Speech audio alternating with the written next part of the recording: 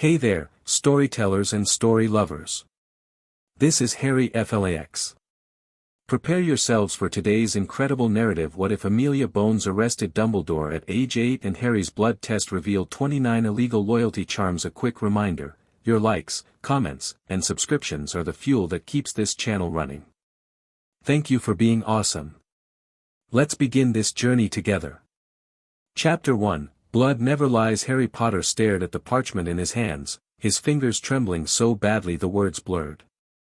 The Gringotts inheritance test had seemed like a good idea at the time, just a quick check to see if his parents had left him anything beyond his trust vault. But this? This changed everything. 29 loyalty charms. Harry whispered. His voice cracked. That can't be right. The goblin across the desk, Bloodfong, he'd called himself, showed no emotion beyond a slight narrowing of his already suspicious eyes. Blood never lies, Mr. Potter. The test is infallible.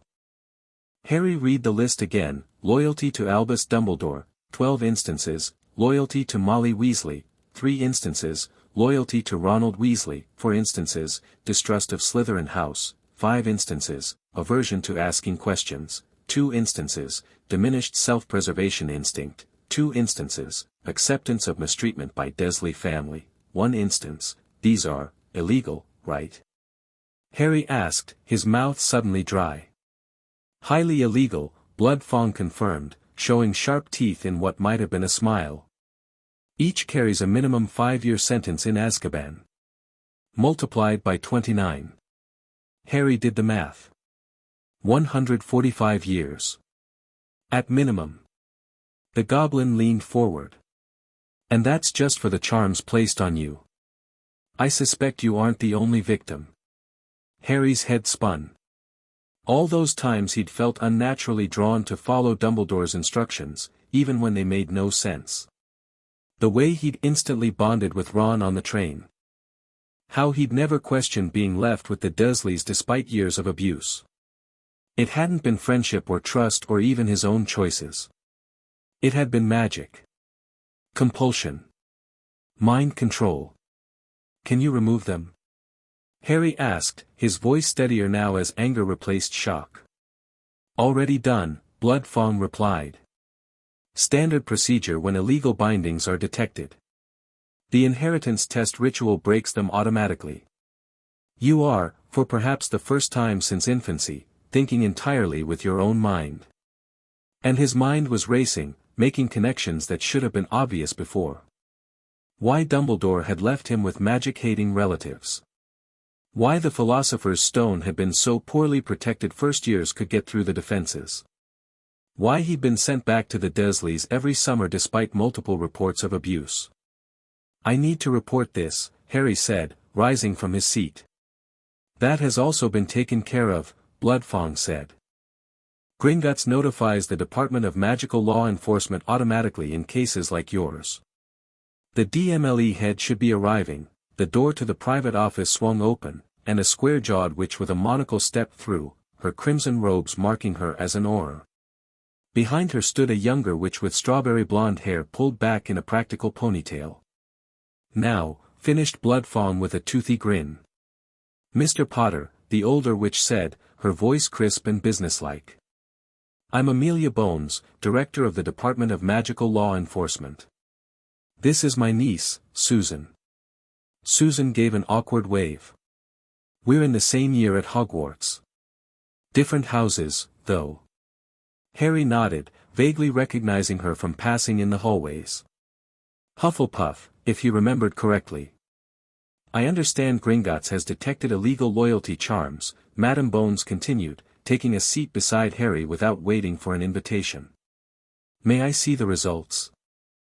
Harry handed over the parchment, watching as the woman's expression hardened with each line she read. Merlin's beard, she muttered. 29. And the magical signature is unmistakable. Dumbledore, Harry said. It wasn't a question. Yes. Amelia looked up, studying Harry intently. How do you feel? Angry, Harry answered immediately. Violated. And, clearer, somehow. Like I've been walking around in a fog for years and someone just turned on all the lights. Amelia nodded. That tracks with other cases we've seen.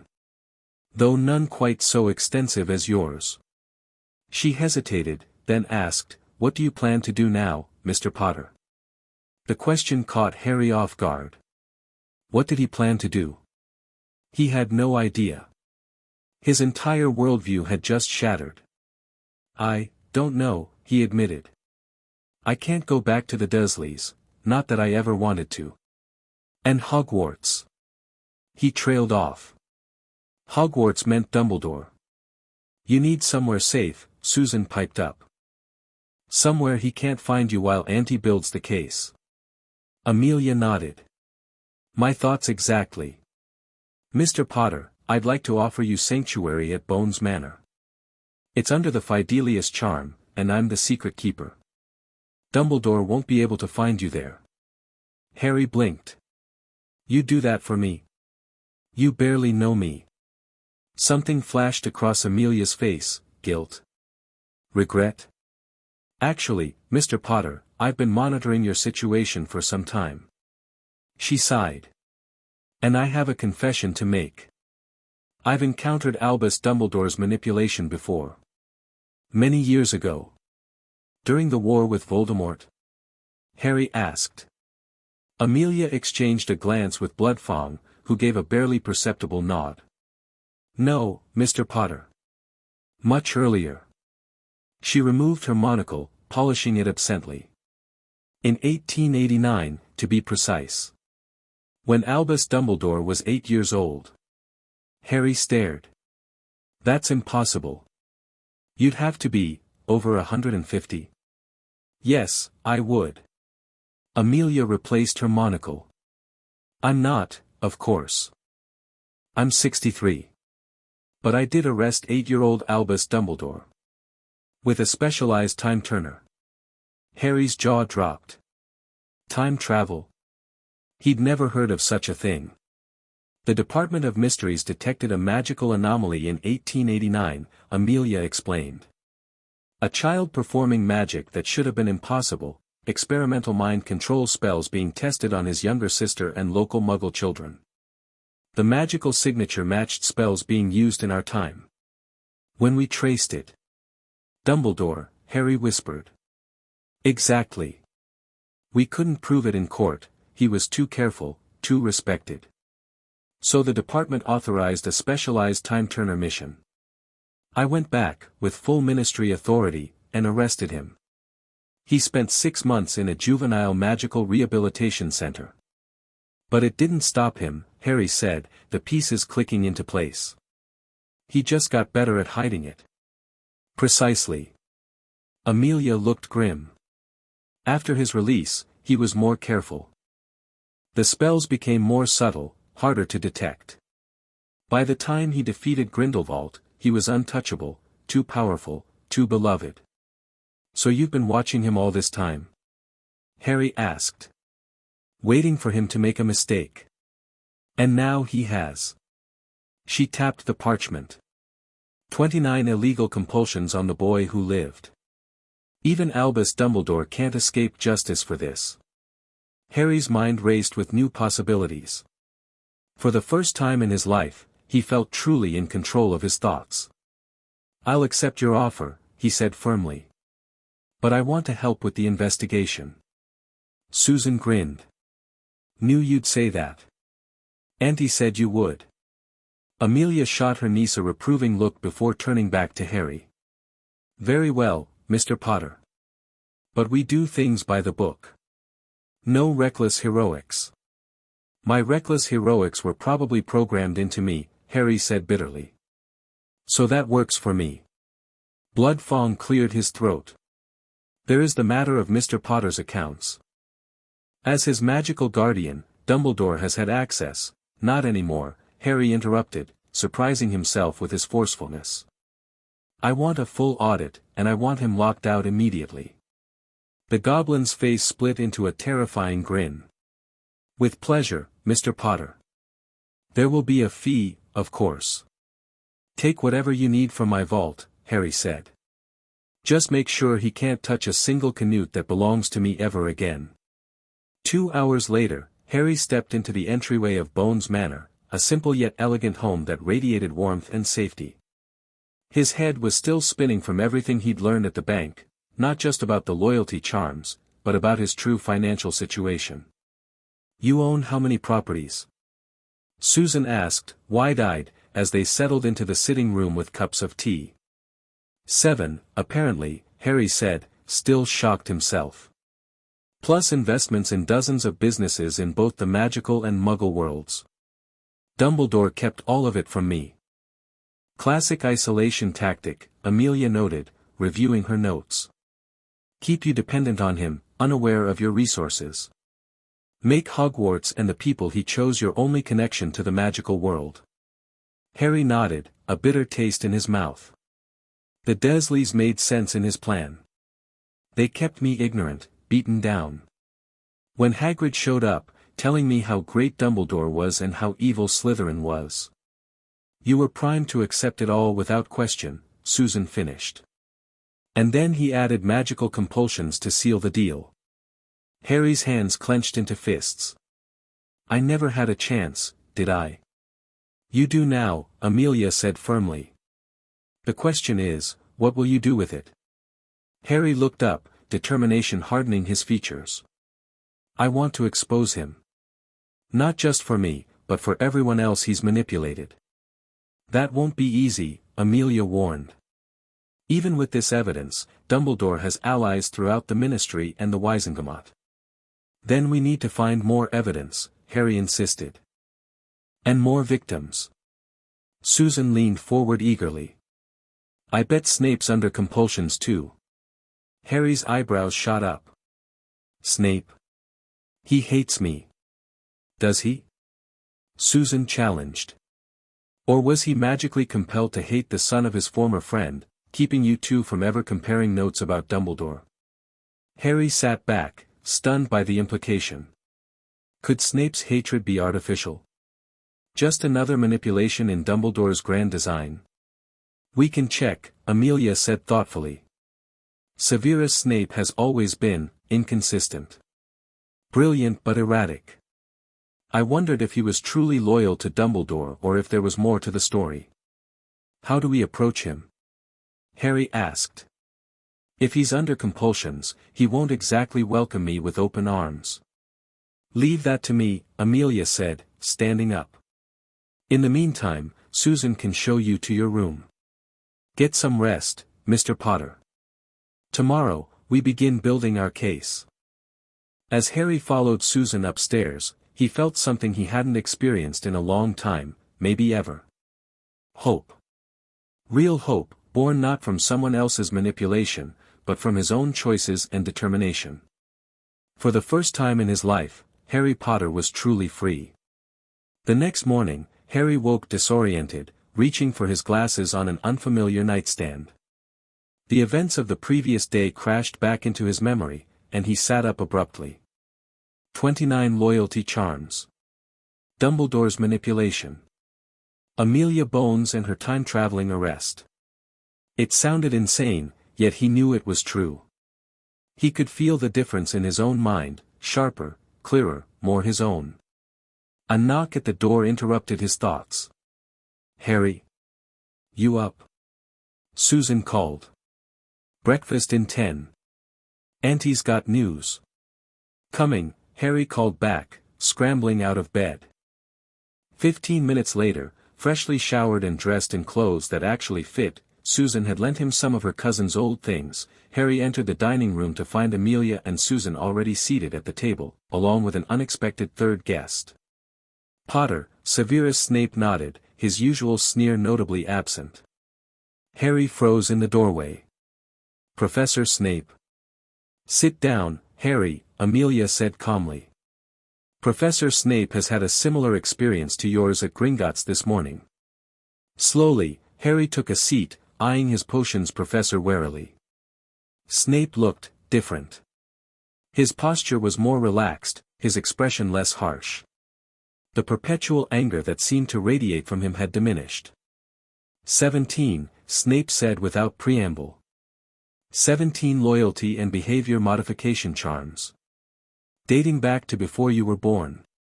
Harry's eyes widened. Dumbledore? Who else? Snape's laugh was bitter. The great puppet master pulling all our strings. Professor Snape approached Gringotts after I contacted him last night, Amelia explained, serving Harry a plate loaded with eggs and sausages. I suspected he might be another victim. And so I was, Snape confirmed. Compelled to hate James Potter and, by extension, you. Compelled to maintain my cover as a loyal Death Eater. Compelled to report everything to Dumbledore while keeping his secrets. His dark eyes fixed on Harry. Compelled to ignore signs of your abuse at the hands of Petunia and her walrus husband. Harry nearly dropped his fork. You knew about the Dursleys. I grew up with your mother. I knew exactly what kind of person Petunia was. Snape's expression darkened. I reported my concerns to Dumbledore after your first year. Multiple times. Something always prevented me from pursuing it further. The compulsions, Harry whispered. Indeed. Snape sipped his tea. I find myself now with decades of artificial behavior to untangle from genuine emotions. It's disorienting. Tell me about it, Harry muttered.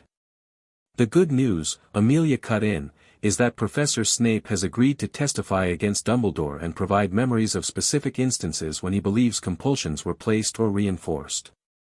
The bad news, Snape added grimly, is that we are certainly not the only victims. If the headmaster was willing to risk such extensive manipulation of the boy who lived, who else might he have ensnared? Ron and Molly Weasley were listed on my test, Harry said slowly. Not as victims, but as people I was compelled to be loyal to. Unwitting accomplices, perhaps, Snape suggested.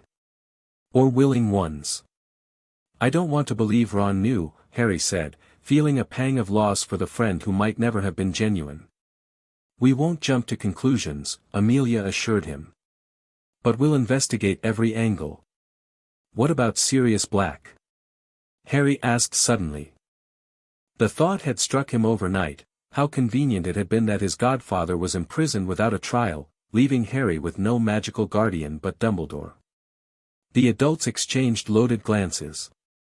What about Black? Snape asked cautiously. Did he really betray my parents?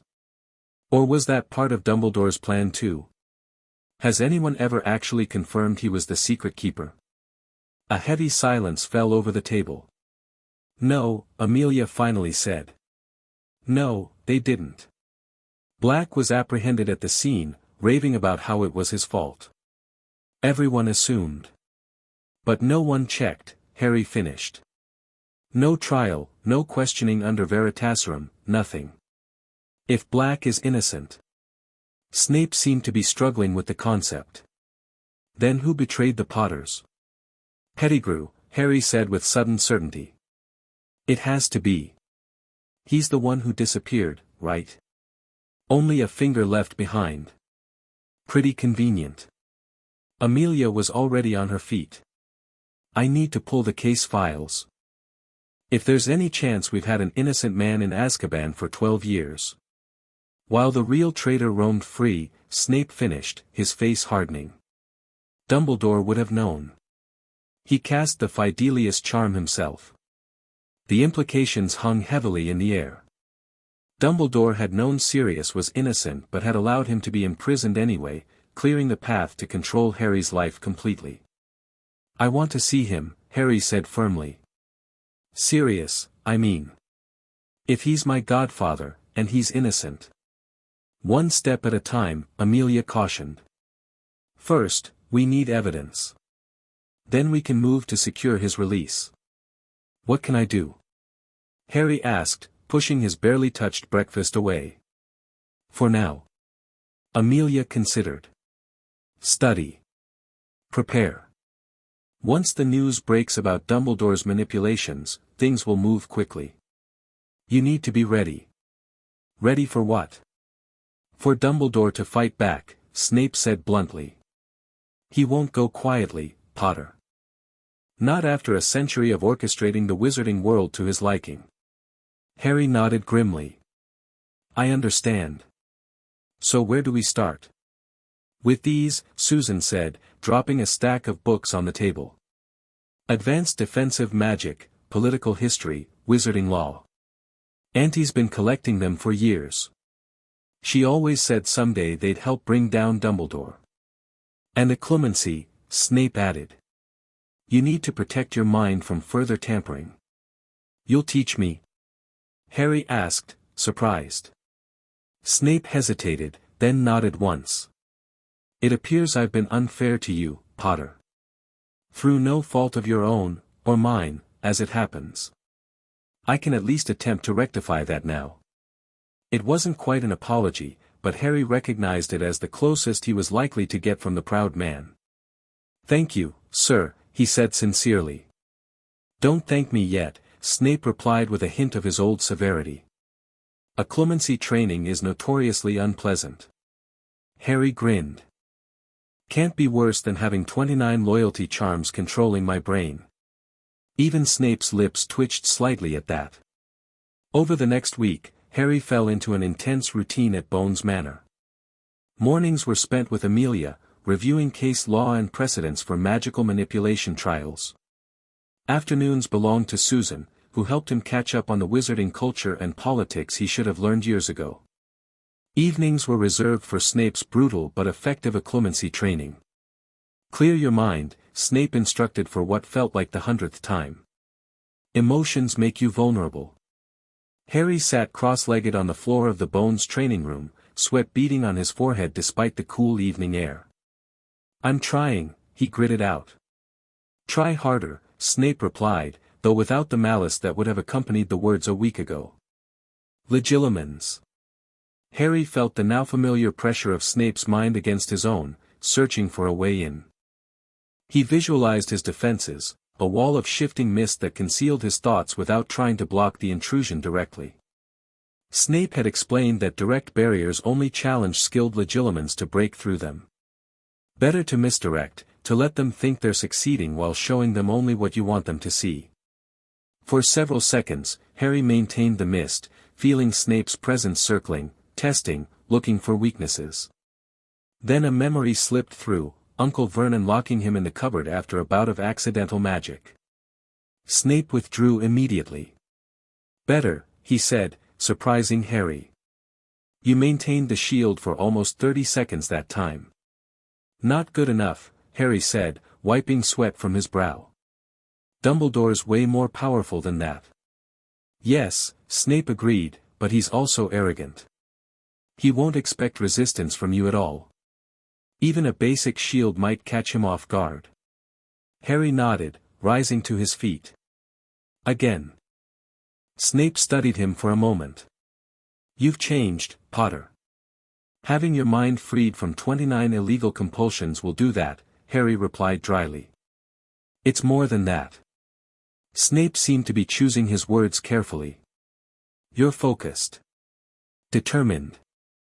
Less impulsive. Harry considered this. The compulsions were designed to make me reckless, I think. To run headlong into danger. Useful if you're grooming someone to be a sacrifice. Snape's eyes narrowed. A sacrifice? That's what it was all about, wasn't it? Harry asked, the theory he'd been developing all week finally coming to light. The boy who lived, raised to face Voldemort again. Not expected to survive, but to weaken him enough for Dumbledore to finish the job. The great hero once more. Snape was very still. What makes you think that? The Philosopher's Stone. The Chamber of Secrets. Setting up tests for a first year to face a Dark Lord. It was never about protection. It was preparation. Training. The potions master sat down heavily in a nearby chair. If you're right.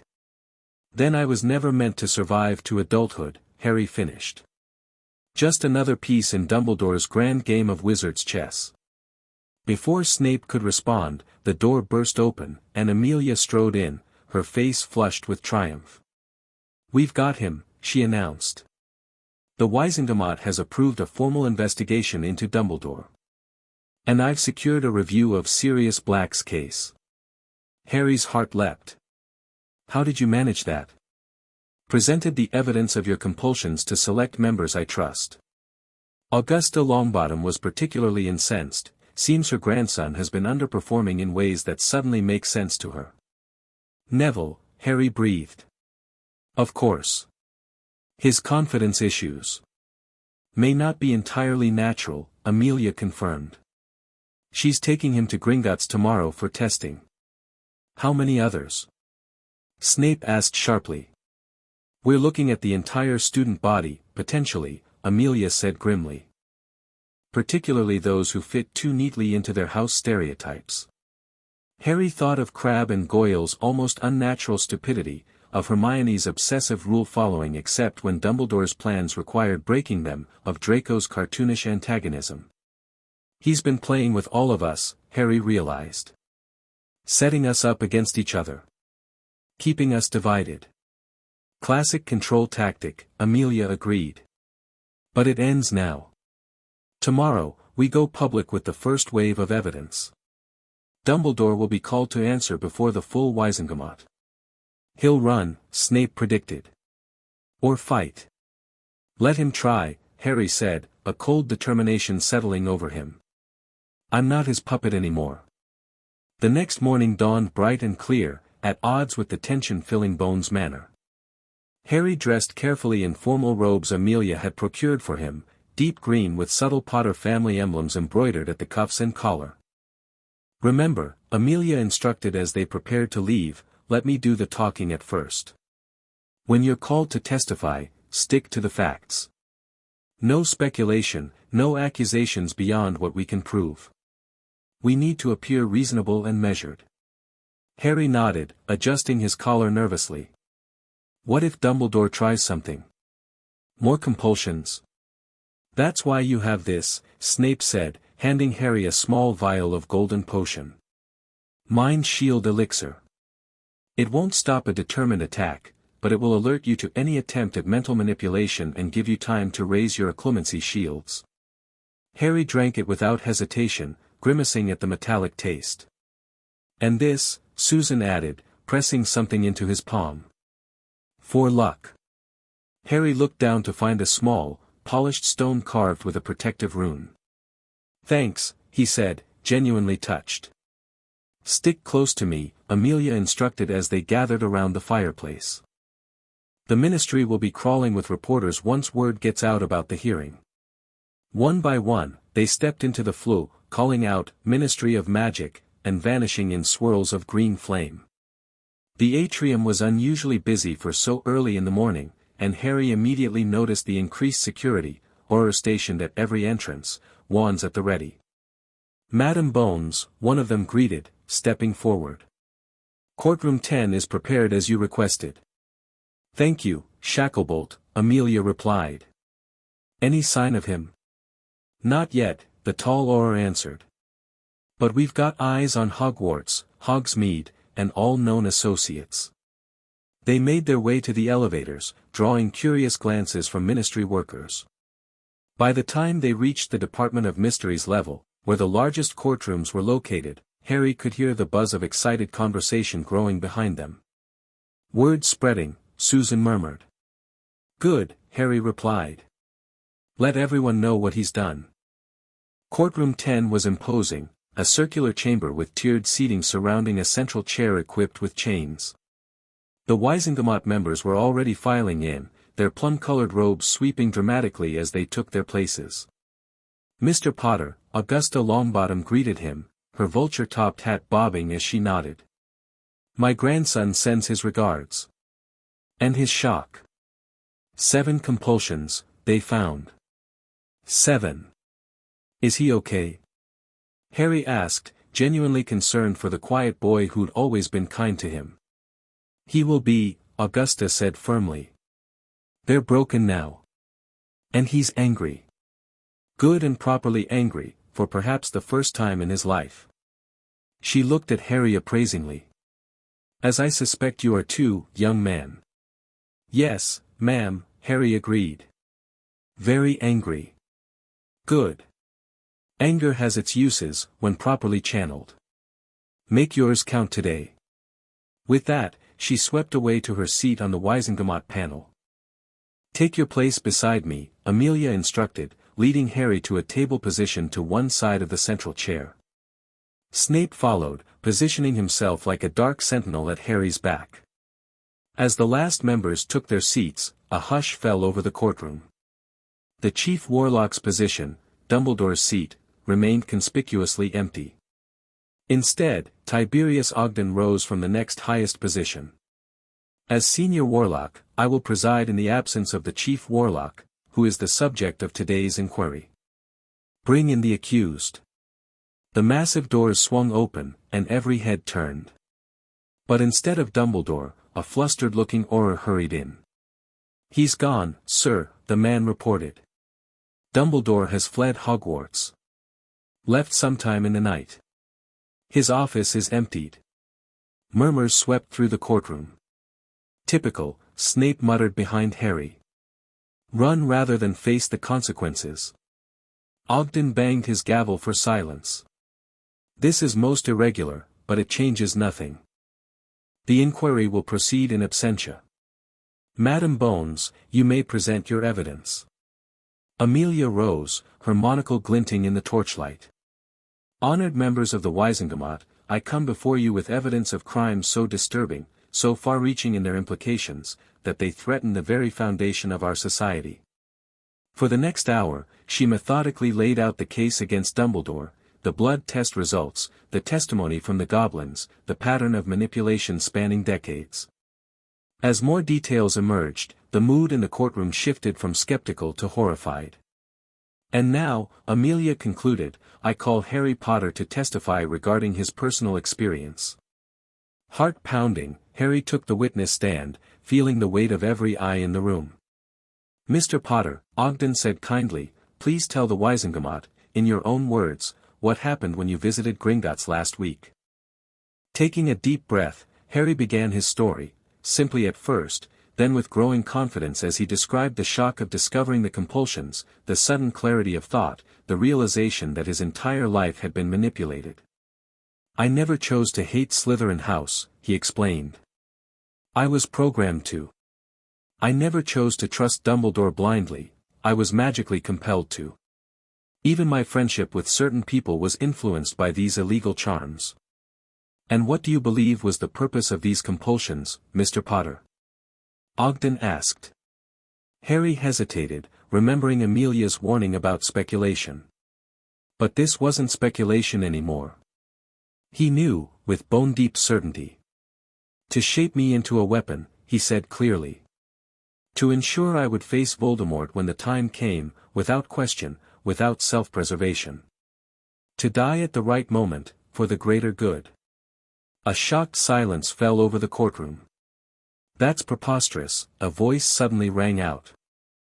Harry turned to see Percy Weasley standing from his junior scribe position. Dumbledore is the greatest wizard of our time. He would never, Mr. Weasley, Ogden interrupted sternly. You are out of order. Check him, Harry said suddenly, inspiration striking. Check Percy Weasley for compulsions, right now. I bet you'll find loyalty charms to Dumbledore. Percy's face flushed with outrage. How dare you? My loyalty to the headmaster is born of respect, not magic. Prove it, Harry challenged. Take a detection test right now. The young man faltered, his righteous indignation wavering. That's unnecessary. This is absurd. But his hand moved unconsciously to his temple, as if checking for something he suddenly feared might be there. I think it's entirely necessary, Amelia said smoothly, nodding to an Auror who stepped forward with a detection wand. A simple scan, Mr. Weasley. If you're clean, you have nothing to fear.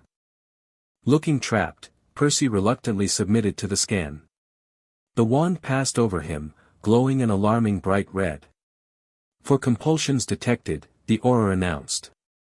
All keyed to Albus Dumbledore's magical signature. Percy swayed on his feet, face draining of color. That's that's not possible. I think, Augusta Longbottom said grimly, we should test everyone in this room. What followed was chaos, organized, methodical chaos. One by one, Wizengamot members, ministry officials, even the Auror Guard submitted to testing. By mid-afternoon, the results were staggering. 37 people in the courtroom alone showed evidence of compulsion charms, loyalty bindings, or aversion hexes. This is beyond criminal, Ogden declared, looking shaken after his own scan came back positive for a subtle compulsion to trust Dumbledore's judgment. This is a systematic attempt to control the entire government. And it doesn't end here, Amelia pointed out. We need to check everyone. Every student at Hogwarts. Every teacher. Every ministry employee. We'll need international help, another Wizengamot member suggested. Experts who can't possibly have been compromised by Dumbledore. As the discussion continued, Harry found himself approached by a familiar figure, Arthur Weasley, looking devastated. Harry, he said quietly.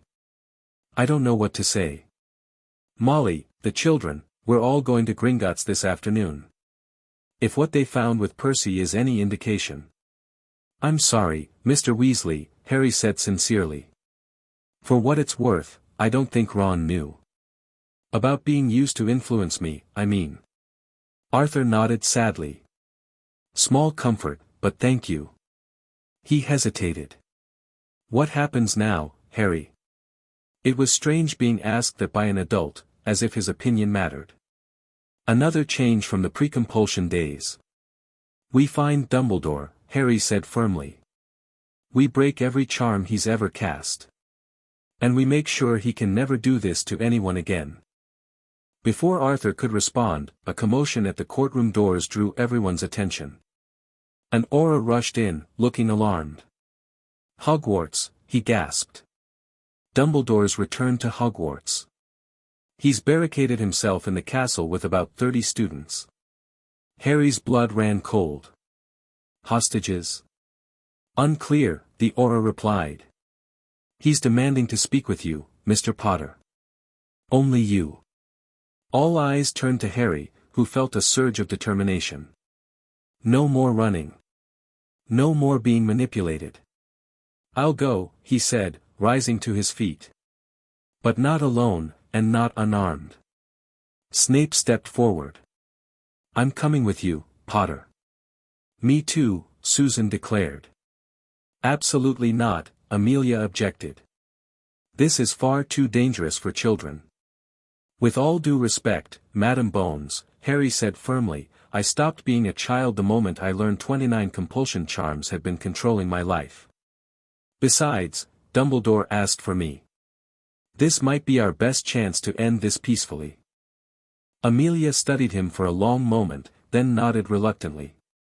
Very well. But you'll have a full Auror escort, and you will follow their protection protocols to the letter. Understood? Understood, Harry agreed. As preparations were made for the journey to Hogwarts, Harry found a quiet moment to center himself, drawing on his week of occlumency training to organize his thoughts. Dumbledore wanted to see him. The puppet master calling back his favorite marionette. But the strings had been cut, and Harry Potter was no longer dancing to anyone's tune but his own. The confrontation awaiting him at Hogwarts would either end Dumbledore's century of manipulation, or begin a new and dangerous chapter in the wizarding world's history. Either way, Harry was finally facing it with a mind fully his own. And that made all the difference. The journey to Hogwarts was tense and swift.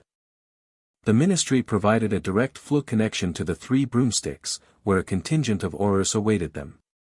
From Hogsmeade, they could see Hogwarts Castle in the distance, looking deceptively peaceful against the summer sky. Status report, Amelia demanded as they approached the Auror command post established at the edge of the village. Dumbledore has sealed the castle, reported a grizzled Auror with a magical eye that swiveled independently of his normal one. Anti-apparition wards extended to the full grounds. The Floo network disconnected. We've identified 34 students inside, all members of something called Dumbledore's Army. Harry's eyebrows shot up. Dumbledore's Army? I've never heard of that. Apparently a secret student organization, the Auror explained. Loyal to Dumbledore personally, not just as headmaster. More compulsions, Snape surmised darkly. Creating his own private force within the student body. Has he made any demands beyond speaking with Mr. Potter? Amelia asked. Full immunity from prosecution and reinstatement as Chief Warlock, the Auror reported. Non-negotiable, he says. Harry snorted. Not happening. Agreed, Amelia said grimly. We need a strategy to get those students out safely. I may have an idea, Snape said slowly. Potter, how confident are you in your occlumency shields? Harry considered. Solid enough to know if he's trying to get in. Maybe not strong enough to keep him out completely. That may be sufficient. Snape turned to Amelia. We let Potter meet with Dumbledore, as requested. But not alone. I will accompany him under a disillusionment charm. Too risky, Amelia objected. Dumbledore can see through such charms. Not if they're layered with a perception filter potion, Snape countered. I've brought a supply. It won't fool him forever, but long enough to assess the situation and provide backup if needed. Amelia didn't look convinced. And if he tries to reapply compulsions to Harry? That's where I come in, Harry said. I let him think it's working. Play along. Get him talking about his grand plan. The more he reveals, the more evidence we have. Susan grabbed his arm. That's insanely dangerous. What if you can't fight off the compulsions? I won't be fighting alone, Harry said, touching the protective stone she'd given him earlier. I've got help. After further debate, they settled on the plan. Harry would meet Dumbledore in the Great Hall, with Snape hidden nearby. Aurors would position themselves at every possible entrance to the castle, ready to move in at the first sign of trouble. A team of cursebreakers would work on dismantling Dumbledore's wards from the outside. As Harry prepared to approach the castle, Amelia pulled him aside for a final word. Remember, Potter, she said sternly, your priority is the student's safety, not confronting Dumbledore. If an opportunity arises to get them out, take it, even if it means Dumbledore escapes. I understand, Harry assured her. I'm not looking for revenge. I want justice. Amelia's expression softened slightly. You're not what I expected, Mr. Potter. I'm finally becoming who I was meant to be, Harry replied. Without anyone else's influence. With that, he and the invisible Snape began the long walk up to the castle gates, where an unlikely welcoming committee awaited them. Harry. Hermione Granger called, waving frantically from just inside the gates. Thank goodness you're here. Everything's gone mad. Beside her stood Neville Longbottom, looking unusually stern. Don't listen to her, Harry. She's still under the compulsions. Harry approached cautiously, noting the strange blank look in Hermione's eyes. Hermione? Are you okay? Of course I'm okay, she said, her voice oddly mechanical. Professor Dumbledore explains everything. The Ministry is trying to discredit him, just like they did to you last year. We need to stand together. Last year? Harry frowned. Hermione, it's summer. School just ended a few weeks ago. Hermione blinked, confusion briefly crossing her face before the blank look returned. You know what I mean. Dumbledore wants to see you. He says he can explain everything. I bet he can, Harry muttered. Louder, he asked, Neville, what's going on? How are you here? Gran brought me for testing after they found my compulsions, Neville explained. I was at the Ministry when the alert came in about Hogwarts. Thought I might be able to help, since I know who's likely to be affected. Are you clear now? Harry asked. Neville nodded grimly. 7 compulsions, all broken. Confidence suppression, mainly. Designed to keep me from reaching my potential. His normally kind face hardened. Gran was furious. Said if Dumbledore wasn't already facing charges, she'd hex him herself. Harry felt a newfound respect for both Neville and his formidable grandmother. Can you tell me who's inside? Mostly Gryffindors, Neville said. But a few from other houses too. All people who've shown particular loyalty to Dumbledore in the past. Ron, Ginny, the twins, most of the prefects. They're not hostages, Harry realized. They're human shields. He's using their loyalty to protect himself. Exactly. Neville glanced at Hermione. Some, like her, seem almost in a trance. Others are just confused, following orders because it's Dumbledore asking. Harry took a deep breath. Okay. I need to get in there. Hermione, can you take me to Dumbledore? Of course, Harry, she said brightly, the blankness never leaving her eyes. He's waiting in the Great Hall. As the gates swung open to admit them, Harry felt a slight pressure against his arm, Snape, reminding him of his invisible presence. Together, they followed Hermione into the eerily quiet castle, with Neville bringing up the rear. The Great Hall had been transformed. The house tables were gone, replaced by a circular arrangement of chairs occupied by students with the same blank expression Hermione wore. At the center, seated in an ornate chair that resembled a throne more than a teacher's seat, was Albus Dumbledore. He looked older than Harry remembered, more haggard, but his blue eyes still twinkled with that familiar benevolent manipulation that Harry now recognized for what it was. "Ah, Harry, my boy," Dumbledore greeted warmly. "How good of you to come. We have much to discuss." Harry stepped forward, careful to maintain his occlumency shields while presenting an outwardly calm appearance. "Hello, Professor. You've caused quite a stir." "Unfortunate misunderstandings," Dumbledore said dismissively. "Easily cleared up between reasonable people." 29 illegal compulsion charms is quite a misunderstanding, Harry observed, scanning the room as he spoke. Besides the blank-eyed students arranged in a circle, he spotted others standing against the walls, Ron and Ginny Weasley, the twins, Lavender Brown, Colin Creevey. Some looked confused, others frightened. "For the greater good, Harry," Dumbledore said, his voice dropping to a confidential tone.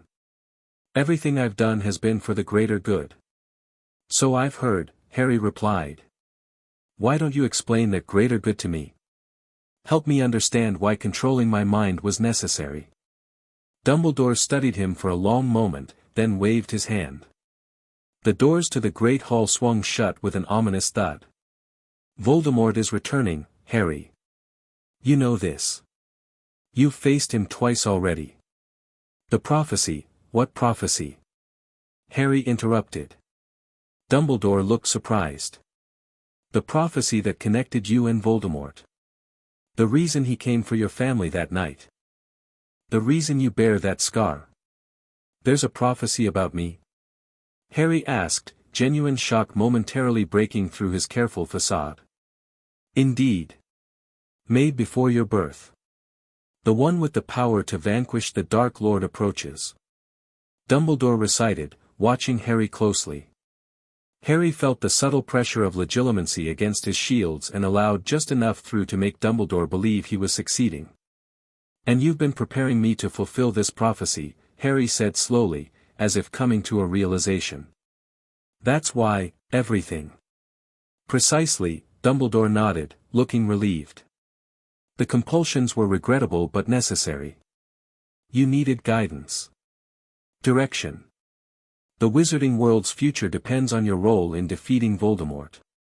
"And what exactly is my role?"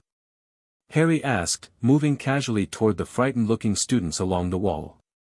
"What does the prophecy say I must do?" "Face him," Dumbledore said simply. "When the time comes, you must face him willingly." "To kill him?" Dumbledore's pause was telling. "To defeat him, Harry. Victory often requires sacrifice." "My sacrifice," Harry clarified. "That's what this has all been about, hasn't it? Training me to walk willingly to my death." The temperature in the room seemed to drop. Dumbledore's genial expression faltered. You understand more than I expected, he said cautiously. The blood protection your mother gave you, it lives in you. And when Voldemort took your blood to resurrect himself, he created a connection that can be used to destroy him once and for all. But only if I die by his hand, Harry finished, the horrible truth dawning on him. That's why the compulsions to diminish my self-preservation. To make me accept death without fighting it. Dumbledore rose slowly from his chair. The greater good requires difficult choices, Harry. Your sacrifice would save countless lives. And cement your legacy as the wise mentor who guided the tragic hero, Harry added bitterly. The man who orchestrated Voldemort's final defeat, at the cost of one boy's life. A boy you've been preparing for slaughter since infancy. You don't understand, I understand perfectly, Harry cut him off. And so will everyone else. Tell me, Professor, were you planning to share these grand plans with the Wizengamot? With the public? Or just keep manipulating everyone until you got your way? Dumbledore's facade of benevolence cracked. The Wizengamot is short-sighted. The public is fickle. Some matters require a longer view, Harry. One that spans decades, even centuries. Like your view from 1889. Harry challenged. When you first started experimenting with mind control on your sister. Dumbledore went very still. How do you know about that? Amelia Bones told me, Harry said, continuing his slow movement around the circle. About her time-traveling arrest of an 8-year-old boy who was already breaking the most fundamental laws of magic. Preposterous, Dumbledore scoffed, but his eyes had lost their twinkle. Time-turners can only go back hours, not decades. Unless specially modified by the Department of Mysteries for exactly such cases, Harry countered. Cases where a magical anomaly in the past matches crimes in the present. Dumbledore's expression hardened. You've been misinformed, Harry. But it matters little now. He raised his wand. I see the compulsions have broken. No matter. They can be reapplied. Stronger this time. Harry tensed, his own wand ready. You do that in front of all these witnesses? They'll remember only what I want them to remember, Dumbledore said coldly. As will you. I don't think so, Harry replied, and gave a slight nod. Several things happened at once. Snape dropped his disillusionment charm, appearing beside Dumbledore with his wand aimed at the older wizard's heart. Neville stunned Hermione before she could intervene. And the walls of the Great Hall seemed to shimmer as disillusionment charms dropped, revealing Aurors positioned at every exit. It's over, Albus, said Amelia Bones, stepping forward from the entrance. We heard everything. The compulsions, the prophecy, your plans for Harry. It's all been recorded. Dumbledore's face contorted with fury. Fools! None of you understand what's at stake. We understand perfectly, Harry said firmly. You're not fighting for the greater good. You're fighting for control. You always have been. The prophecy can be fulfilled without my death, Harry interrupted. If it even needs fulfilling at all. Prophecies are tricky things, Professor. They only have the power we give them.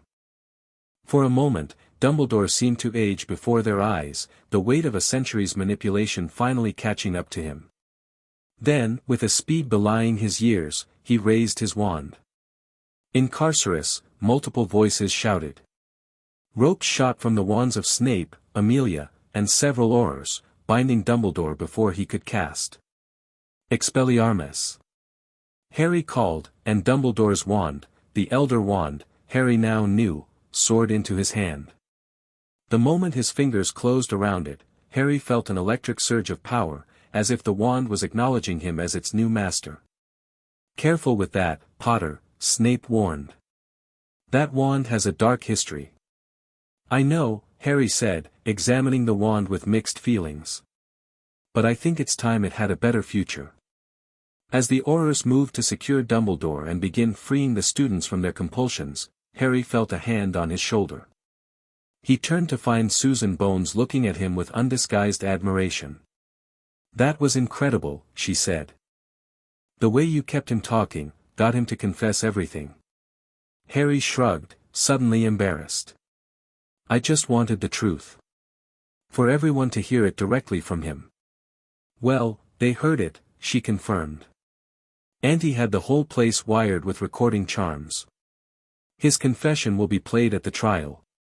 As the reality of what they'd accomplished sank in, Harry found himself surrounded by friends, Neville, who'd grown so much in just a few days of freedom, Ron and Ginny, confused but beginning to understand as their own compulsions were broken, even Snape, who gave him a rare nod of approval. What happens now? Harry asked Amelia as Dumbledore was led away, still bound and silenced. Now. Amelia considered. Now we begin the long process of healing. Breaking the remaining compulsions. Rebuilding trust. Restructuring institutions to prevent this from ever happening again. And Sirius? Amelia smiled. The paperwork for his release is already being processed. He should be free within days. For the first time since discovering the truth about the compulsions, Harry felt a genuine smile spread across his face. His godfather, free. His mind, his own. His future, unwritten by anyone but himself. Thank you, he said sincerely. For everything. No, Mr. Potter, Amelia replied. Thank you. Your courage today didn't just save these students. It may have saved our entire society from a manipulation so deep and long-standing we might never have discovered it without you. As they walked out of Hogwarts into the summer sunshine, Harry felt lighter than he could ever remember feeling. The loyalty charms were gone. Dumbledore's influence was broken. And for the first time in his life, Harry Potter was truly free to decide his own fate. It was, he thought, a pretty good place to start. Chapter 2, The Tangled Web. The Daily Prophet headline screamed across every breakfast table in Wizarding Britain, Dumbledore arrested, boy who lived reveals decades of illegal mind control. Harry tossed the paper aside, unable to stomach Rita Skeeter's breathless account of his tragic manipulation and heroic stand for justice. 3 days after Dumbledore's arrest, the media frenzy showed no signs of slowing down. They're calling you the boy who broke free, Susan said, sliding into the seat across from him at the Bones Manor breakfast table. Better than the boy who lived, I guess. Not by much, Harry muttered, pushing his eggs around his plate. Makes it sound like I escaped prison instead of having illegal mind control charms removed.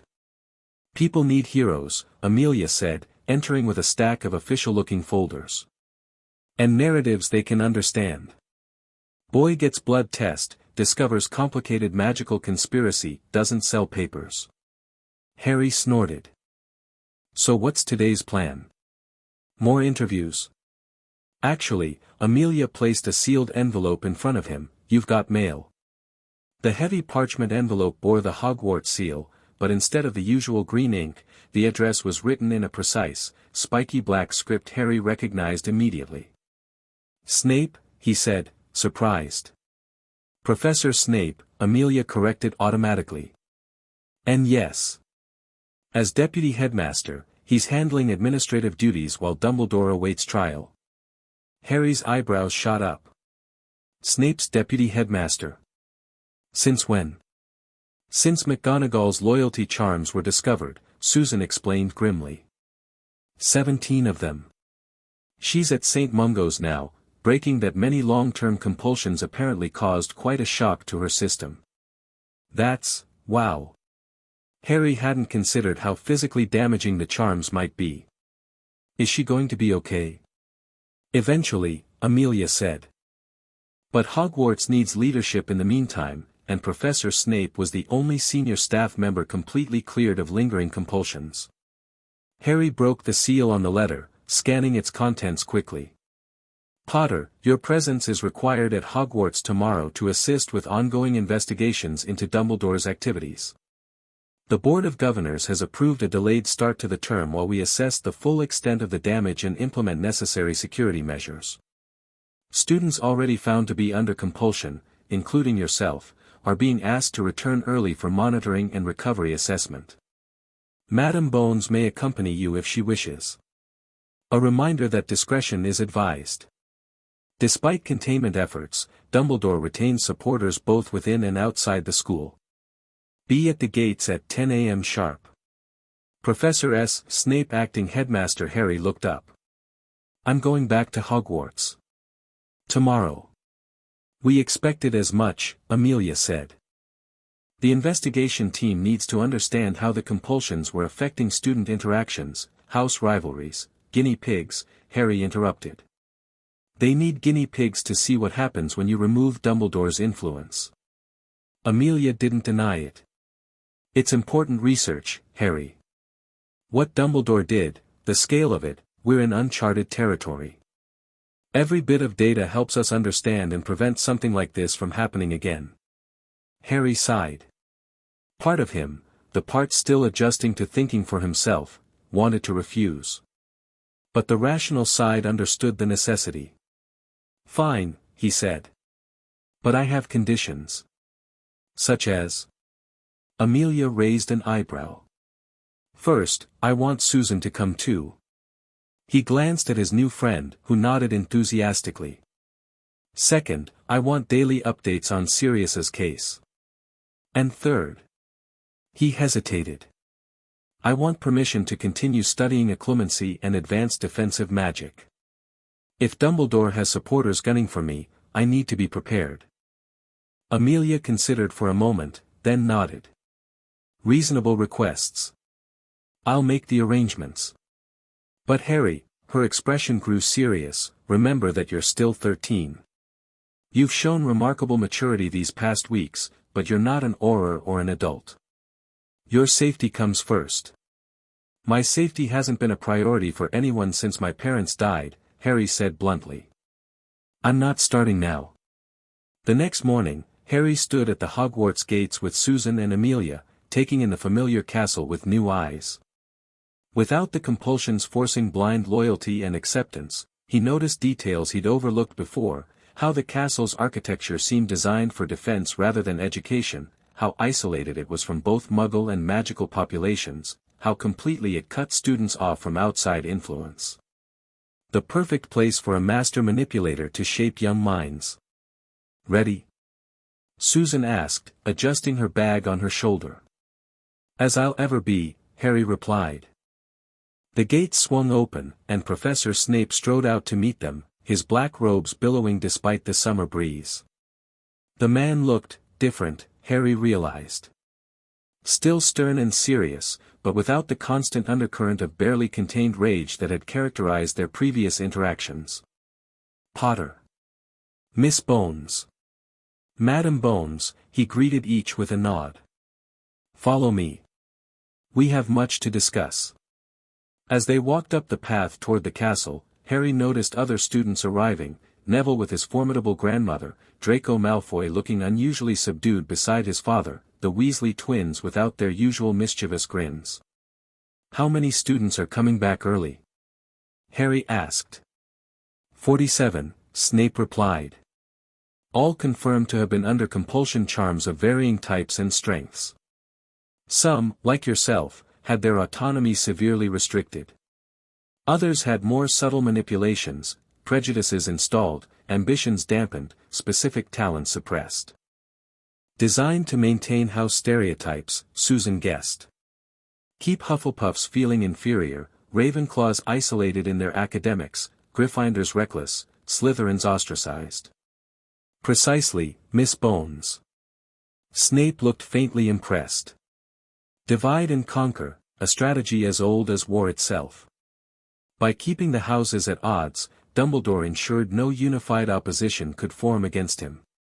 They entered the Great Hall, which had been rearranged with one large circular table instead of the usual 4 house tables, a clear statement against house division. About a dozen students were already seated, along with several adults Harry didn't recognize.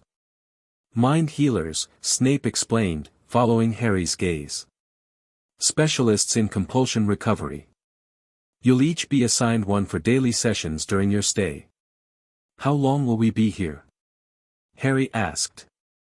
2 weeks. After which, a decision will be made about the regular term. Snape gestured toward the table. Take your seats. Introductions first, then we'll explain the program. Harry and Susan found places between Neville and, surprisingly, Draco Malfoy. The Slytherin boy looked up as Harry sat down, his usual sneer notably absent. Potter, he said, his voice lacking its customary drawl. Looks like we were both played. Seems that way, Harry agreed cautiously. 22 compulsions, Draco said, tapping his temple.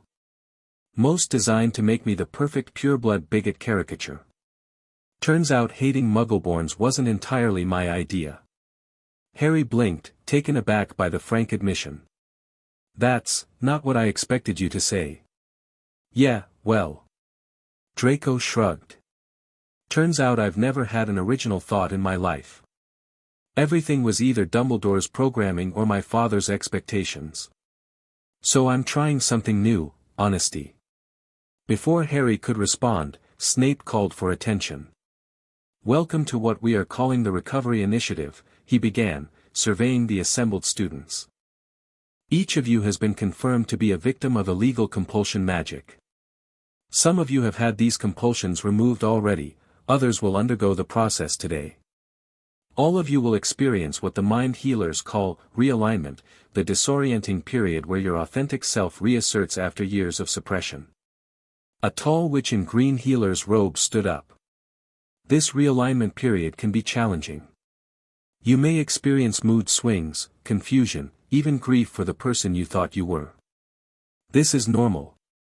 Our job is to help you navigate this transition. You will also help us understand the full scope of Dumbledore's manipulations, Snape continued. Through interviews, memory review, and controlled social interactions, we hope to map exactly how he shaped student dynamics to serve his purposes. Harry raised his hand. Professor, what about Dumbledore himself? Where is he now? The room went quiet, everyone leaning in slightly to hear the answer. Dumbledore is currently in ministry custody, Snape replied. However, I should inform you all that his legal status is complicated. As chief warlock for decades, he installed numerous supporters throughout the legal system. His trial has already been delayed twice due to procedural challenges. Murmurs of concern spread around the table. Is there a chance he could get away with it? Neville asked, his voice stronger and more confident than Harry had ever heard it. There is always that possibility, Amelia answered honestly. Which is why the evidence gathering we're doing now is so crucial. We need ironclad proof of the extent and intent of his manipulations. And that's where you come in, Snape concluded. Each of you will work with a mind healer to safely extract and document memories of specific incidents where your behavior was clearly influenced by compulsion.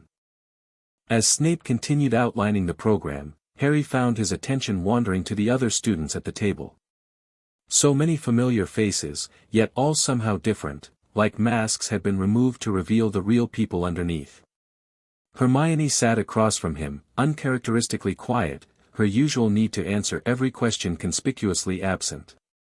The Weasley twins were seated apart from each other, as if testing what independent existence felt like. Even Ron, normally boisterous and hungry, picked at his food with a contemplative expression. It's weird, isn't it? Susan whispered, following his gaze. Like meeting everyone for the first time all over again. Exactly, Harry agreed. I keep wondering which parts of my friendships were real and which were manufactured. After breakfast, they were divided into groups for different activities, memory extraction, therapy sessions, and supervised social interaction. Harry found himself assigned to memory extraction first, led by a kindly older wizard who introduced himself as Healer Matthews. Now, Mr. Potter, Matthews said once they were settled in a private room, I understand you've had all 29 compulsions removed. Yes, about 2 weeks ago, Harry confirmed. The goblins broke them during my inheritance test. Matthews nodded, making notes.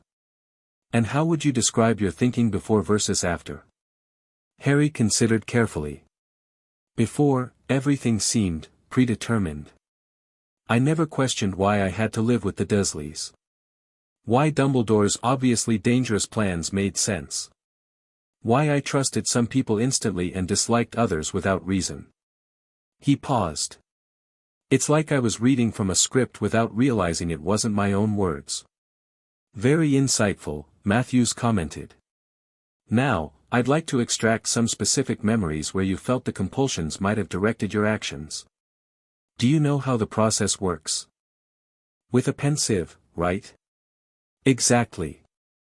I'll help you focus on key moments, then extract the memory temporarily for viewing. Nothing permanent, nothing painful. For the next hour, Harry revisited moments that now seemed painfully obvious as manipulation, his instant friendship with Ron on the train, his refusal of Malfoy's handshake, his acceptance of Dumbledore's explanation for the Philosopher's Stone, his willingness to face the basilisk alone. With each memory extracted and analyzed, patterns emerged, subtle nudges toward recklessness, away from adult help, toward specific friendships, away from questioning authority. It's quite extraordinary, Matthews murmured, watching Harry's memory of finding the mirror of Erist, where Dumbledore had conveniently discovered him.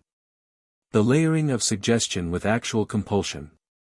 Some of this is masterful, I'm afraid to say. He'd had a century to practice, Harry said grimly.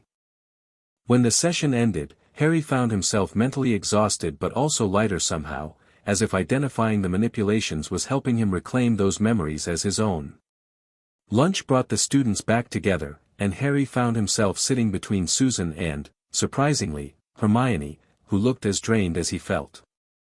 Harry, she said hesitantly, I owe you an apology. For what? He asked, genuinely confused. For everything. She twisted her napkin anxiously. The mind healers showed me my compulsion profile. I was designed to be your academic handler, to guide your learning but always keep you dependent on me for knowledge. To dismiss certain subjects as nonsense while promoting others. To reinforce your trust in authority. That wasn't your fault, Harry said immediately. You were being controlled too. I know, but... Tears welled in her eyes. I'm supposed to be clever, Harry. The brightest witch of our age. But I never questioned any of it. Not the illogical school policies, not the dangerous situations, nothing. None of us did, Susan pointed out. That was the whole point of the compulsions. Hermione nodded miserably. The worst part is, I don't know who I am without them. My whole personality, the books, the rules, the hand-raising, how much of that was me, and how much was him? Harry felt a surge of sympathy. He'd wondered the same thing about his own Gryffindor courage, was it genuine bravery or programmed recklessness? Maybe that's something we figure out together, he suggested. The real Hermione, the real Harry. Who we are when no one's pulling the strings. Hermione gave him a watery smile. I'd like that. The afternoon brought Harry's first therapy session with a stern-looking witch who specialized in compulsion recovery for abuse victims. Mr. Potter, she began without preamble, I've reviewed your case file. The compulsion regarding acceptance of mistreatment by Dursley family is particularly concerning. I'd like to focus on that today. Harry shifted uncomfortably. Do we have to? I'm afraid it's necessary. That particular compulsion may have created harmful patterns of thought that persist even after the charm itself is broken. She leaned forward. Tell me, how do you feel about returning to the Dursleys now? I'm not going back, Harry said immediately, surprised by his own certainty. Not ever. The healer nodded, making notes. Good. That's a healthy response to abuse. Before the compulsion was broken, how did you feel about returning each summer? Harry frowned, trying to recall his exact thoughts. I didn't like it. But I accepted it as inevitable. Dumbledore said it was necessary for the blood protection. Did you ever question that explanation? No, Harry realized. Even though it made no sense. If blood protection was so powerful, why did I need to be miserable? Why not live with a magical family that could protect me and treat me well? Exactly. The healer nodded approvingly. The compulsion prevented logical questioning. Now, I want to talk about how the abuse may have shaped your other behaviors: risk-taking, self-sacrifice, distrust of authority figures other than Dumbledore. By the time the session ended, Harry felt emotionally wrung out but also clearer. Naming the manipulation for what it was, abuse enabling abuse, made it easier to reject both. When he emerged, he found Snape waiting for him. "Potter," the professor said. "A word in my office." Curious and a bit apprehensive, Harry followed Snape through the familiar corridors to the dungeons. But instead of heading to the potion master's usual gloomy office, they took a different turn, eventually arriving at a more spacious chamber with windows charmed to show the lake outside. "Acting headmaster's office," Snape explained, seeing Harry's confusion. "I refuse to use Dumbledore's tower. Too many secrets, too many enchantments we haven't identified yet." Harry took a seat in the offered chair, noting how Snape didn't position himself behind the desk but rather took the adjacent seat, a subtle rejection of the power dynamic Dumbledore would have enforced. "I've been reviewing your mother's school records," Snape began without preamble. "And your father's." "You knew my mother," Harry said. It wasn't a question, he'd gleaned that much during their occlumency training. "We were childhood friends," Snape confirmed. "Before Hogwarts and during our early years here. Before Dumbledore's interference." Harry sat up straighter. "What do you mean?" Snape's expression turned grim. "I mean, Potter, that your mother and I had our friendship systematically destroyed through compulsion and manipulation. Just as your father was pushed toward behaviors that he might otherwise have outgrown." "Behaviors like bullying you," Harry guessed, pieces clicking into place. "Indeed." Snape summoned a file from his desk. "We've recovered this from a hidden compartment in Dumbledore's quarters. His notes on what he called social engineering among the students of your parents' era." He handed Harry several sheets of parchment covered in Dumbledore's looping handwriting. "Project Divide and Conquer, Phase 2, Severus Snape and Lily Evans' friendship progressing too well despite house placement. Potential alliance between Slytherin intellectual and Muggleborn talent could disrupt house antagonism plan. Implement separation strategy, 1, enhance James Potter's interest in Evans 2. Amplify Snape's worst tendencies when provoked 3. Engineer confrontation where racial slur becomes inevitable 4. Ensure Evans witnesses at maximum emotional vulnerability 5. Block reconciliation attempts through pride compulsions on both parties." Harry felt sick as he continued reading. Detailed notes on how Dumbledore had manipulated his father into more extreme bullying, pushed Snape toward dark arts as a protective response, and deliberately sabotaged any chance of reconciliation between Snape and his mother. All to maintain house rivalries that served his broader control agenda. "He made you say it," Harry whispered. "The slur that ended your friendship with my mother. He made sure you'd say it when she could hear." "I still said it," Snape replied, his voice tight with old pain. "Compulsion can push, but it works with what's already there. The prejudice, the anger, those were mine. But without his interference. You might have overcome them," Harry finished. "You might have stayed friends." Snape nodded once, sharply. "The point, Potter, is not to rewrite history or absolve me of responsibility. It's to show you how deep Dumbledore's manipulation went. How long he'd been playing this game. Your parents, Black, Lupin, myself, we were all pieces on his chessboard, moved to create precisely the scenario that eventually led to that Halloween night." Harry's mind reeled with implications. "He wanted Voldemort to attack my family? To create the boy who lived?" "I believe so, yes." Snape's dark eyes were intense.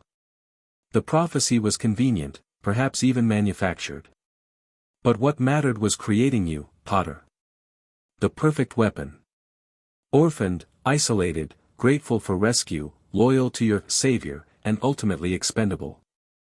Anger surged through Harry, but also a strange sort of relief. The manipulation was so vast, so complete, that it removed any doubt. Dumbledore had never cared about him as a person, only as a tool. "So what now?" he asked finally. "What do we do with this information?" "We use it," Snape said simply. "Every revelation strengthens the case against him. But more importantly, Potter, we learn from it. We identify the patterns, the techniques. We make sure no one can ever do this again." Harry nodded slowly.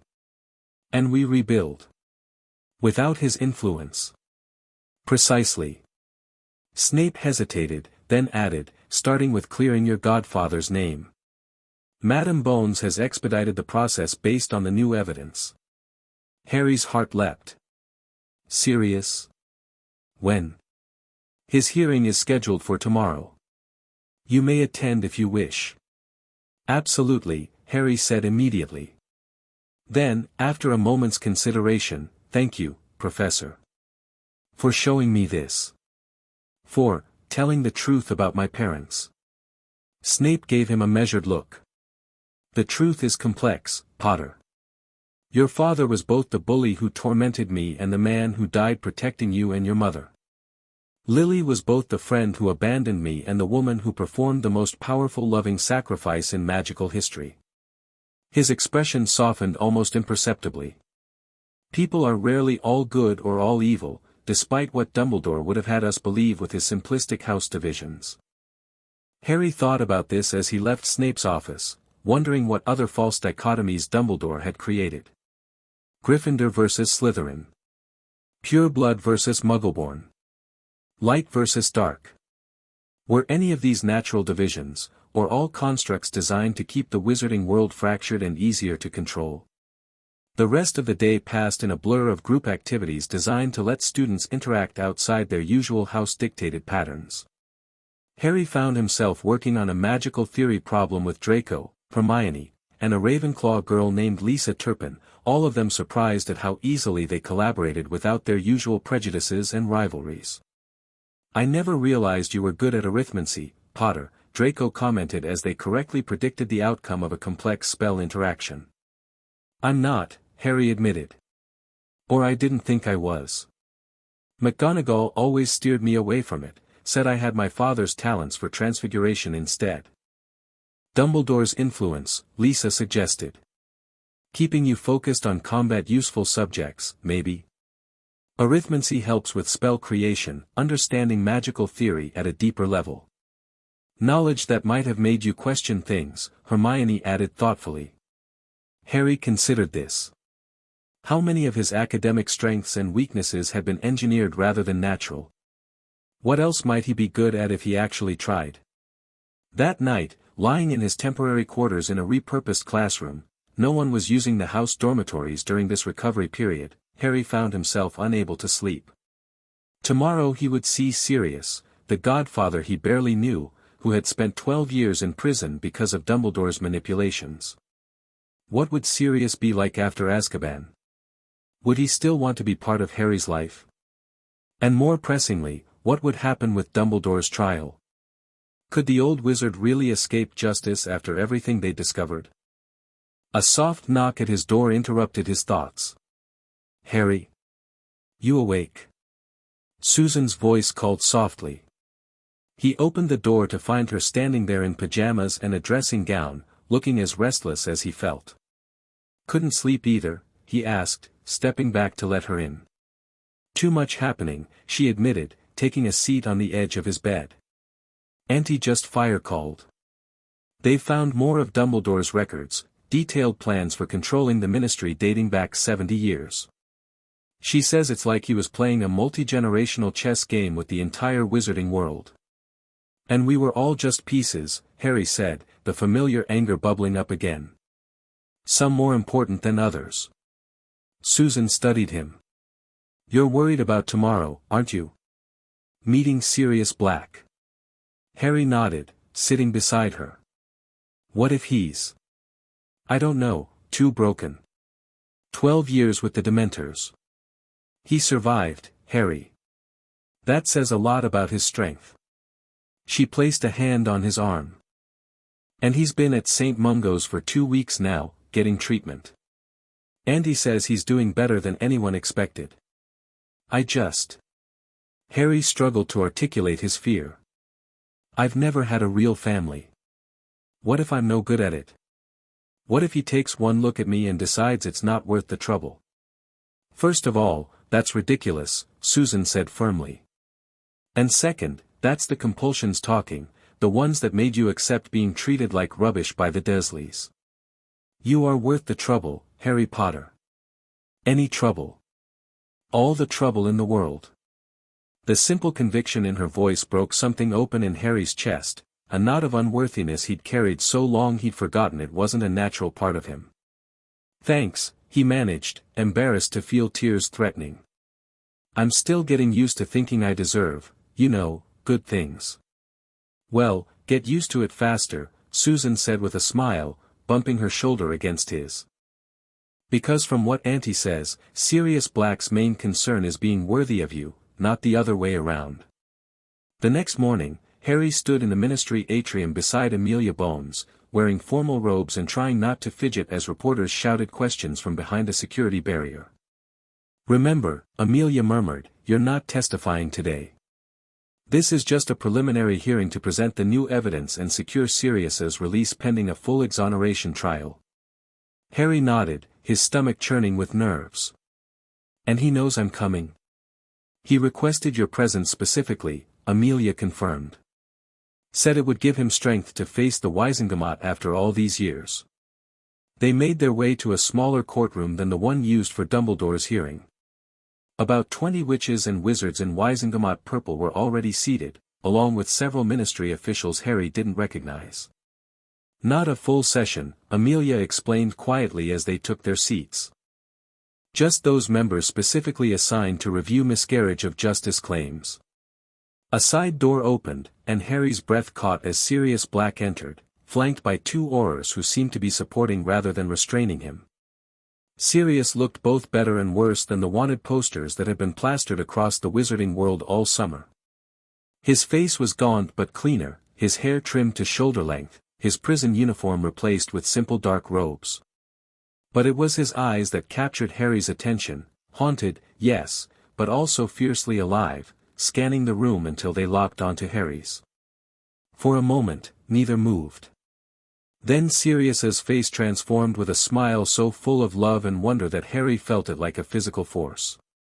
Before he could think better of it, he was on his feet and rushing forward.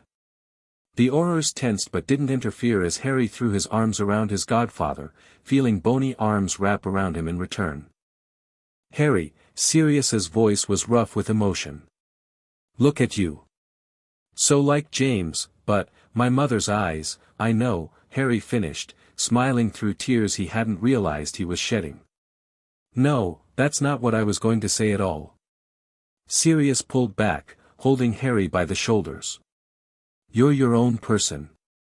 James and Lily would be so proud of the young man you're becoming, yourself, not a copy of either of them. Something warm bloomed in Harry's chest at hearing exactly what he hadn't known he needed to hear. Mr. Black, a court official called, the proceeding is about to begin.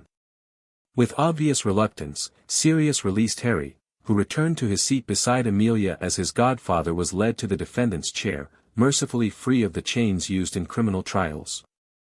The hearing itself was relatively straightforward. Amelia presented the new evidence, Dumbledore's confiscated notes revealing his knowledge of Pettigrew as the true secret keeper, testimony from the Aurors who had arrested Sirius, now free of loyalty compulsions and able to admit no formal investigation had been conducted, and most damning of all, magical residue analysis of Sirius's wand showing it had not cast any blasting curse capable of killing 12 people. In light of this evidence, the presiding wizard announced after brief deliberation, this panel finds sufficient cause to release Sirius Black from custody immediately, pending a full exoneration hearing. Mr. Black, you are free to go, though you must remain available for further questioning as the investigation continues. Thank you, Sirius said, his voice stronger than before. And Peter Pettigrew? Will there be a search? Already underway, Amelia assured him. We have reason to believe he may be hiding in his animagus form, a rat. Magical detection teams are being deployed to likely locations. As the formal proceedings concluded, Harry found himself suddenly uncertain. What happened now? Where would Sirius go? Would Harry return to Bones Manor or stay at Hogwarts for the recovery program? Sirius seemed to sense his confusion, approaching with the Auror Shacklebolt beside him. "Harry," he said warmly, "Madam Bones has arranged for me to join the Hogwarts recovery program as well. Apparently I've got quite a few compulsions that need breaking." His smile turned wry. "Though the Dementors may have done part of the job already. You're coming back to Hogwarts?" Harry asked, relief flooding through him. "If that's all right with you," Sirius said, suddenly looking uncertain. "I understand if you'd rather I give you space." "No," Harry said quickly. "I mean, yes, it's more than all right. It's brilliant." The journey back to Hogwarts that afternoon was surreal. Harry, Sirius, Amelia, and Kingsley Shacklebolt, assigned as Sirius's security, traveling by Secure Ministry Portkey. Harry couldn't stop stealing glances at his godfather, who alternated between periods of quiet contemplation and bursts of questions about Harry's life. "I still can't believe Snape's running Hogwarts," Sirius said as they approached the castle gates. "If James could see this." He trailed off, shaking his head. "Professor Snape's different now," Harry said cautiously. "Without the compulsions making him hate anything connected to my father." Sirius looked skeptical. "Compulsions can't create feelings from nothing, Harry." "No, but they can amplify them, prevent resolution, keep wounds fresh," Harry countered, recalling his discussions with the mind healers. "Just like the ones that made you fixate on Pettigrew's betrayal all these years, making it impossible for you to heal." Sirius stopped walking, giving Harry an appraising look. "When did you get so insightful?" Harry shrugged. "When 29 loyalty charms were removed from my brain and I could finally think clearly." Sirius winced. "Right. I'm sorry, Harry. I should have been there for you. Should have seen through Dumbledore's manipulations." "None of us did," Harry said firmly. "That's the point. He had a century of practice. But it's over now. We're free." As they entered the castle, Harry was struck by how different the atmosphere felt from his earlier years, more open, somehow, less burdened by invisible tensions and rivalries. Students from different houses mingled freely in the corridors, their conversations lacking the guarded quality Harry had always taken for granted. They found Snape waiting for them in the entrance hall, his expression carefully neutral as he observed Sirius. "Black," he greeted with a slight nod. "Welcome to the recovery program." Sirius tensed beside Harry. "Snape. I hear congratulations are in order." "Acting headmaster." "Temporary necessity," Snape replied. "Nothing more." An awkward silence fell between them, years of antagonism creating an almost visible barrier. "Right," Harry said finally. "So, where is Sirius staying?" "Guest quarters have been prepared near your own," Snape said, addressing Harry rather than Sirius. "Healer Fairweather will oversee Black's recovery program, beginning with a full assessment of compulsion damage this evening." "And security?" Amelia asked. "We still don't know how many of Dumbledore's loyalists might target either of them. Enhanced wards, regular patrols, and restricted floor access," Snape listed. "Plus daily security briefings from your Auror liaison." He nodded toward Shacklebolt. "Nothing has been left to chance." Harry couldn't help but be impressed by the thoroughness. It was the most protected he'd ever felt at Hogwarts, ironic, considering the supposed safest place in Britain had been anything but during his previous years. The next several days fell into a routine. Mornings were dedicated to therapy and memory extraction, afternoons to group activities designed to rebuild healthier student interactions, and evenings to family reconnection, Harry spending time with Sirius, sharing stories, and beginning to build the relationship they should have had all along. "I can't believe he put you with Petunia," Sirius said one evening as they sat by the lake, skipping stones across the still water. Your mother's will specifically prohibited it. She knew exactly what her sister was like. There was a will? Harry asked, surprised. I never knew. Of course there was. James and Lily were fighting a war, they wouldn't have left your future to chance. Sirius's expression darkened. Primary guardianship was supposed to go to me, with Remus as secondary caregiver and Alice Longbottom as tertiary. All three options had to be unavailable for Dumbledore to have legal authority to place you anywhere. And he made sure all three were unavailable, Harry realized. You in Azkaban, Remus kept away by anti-werewolf laws that Dumbledore never publicly opposed, and Alice in St. Mungo's after being tortured into insanity, Sirius finished grimly. Convenient, wasn't it? Harry felt sick at the calculation of it all. Do you think he arranged the Longbottom's attack too? I wouldn't put anything past him at this point, Sirius said. But we may never know for certain.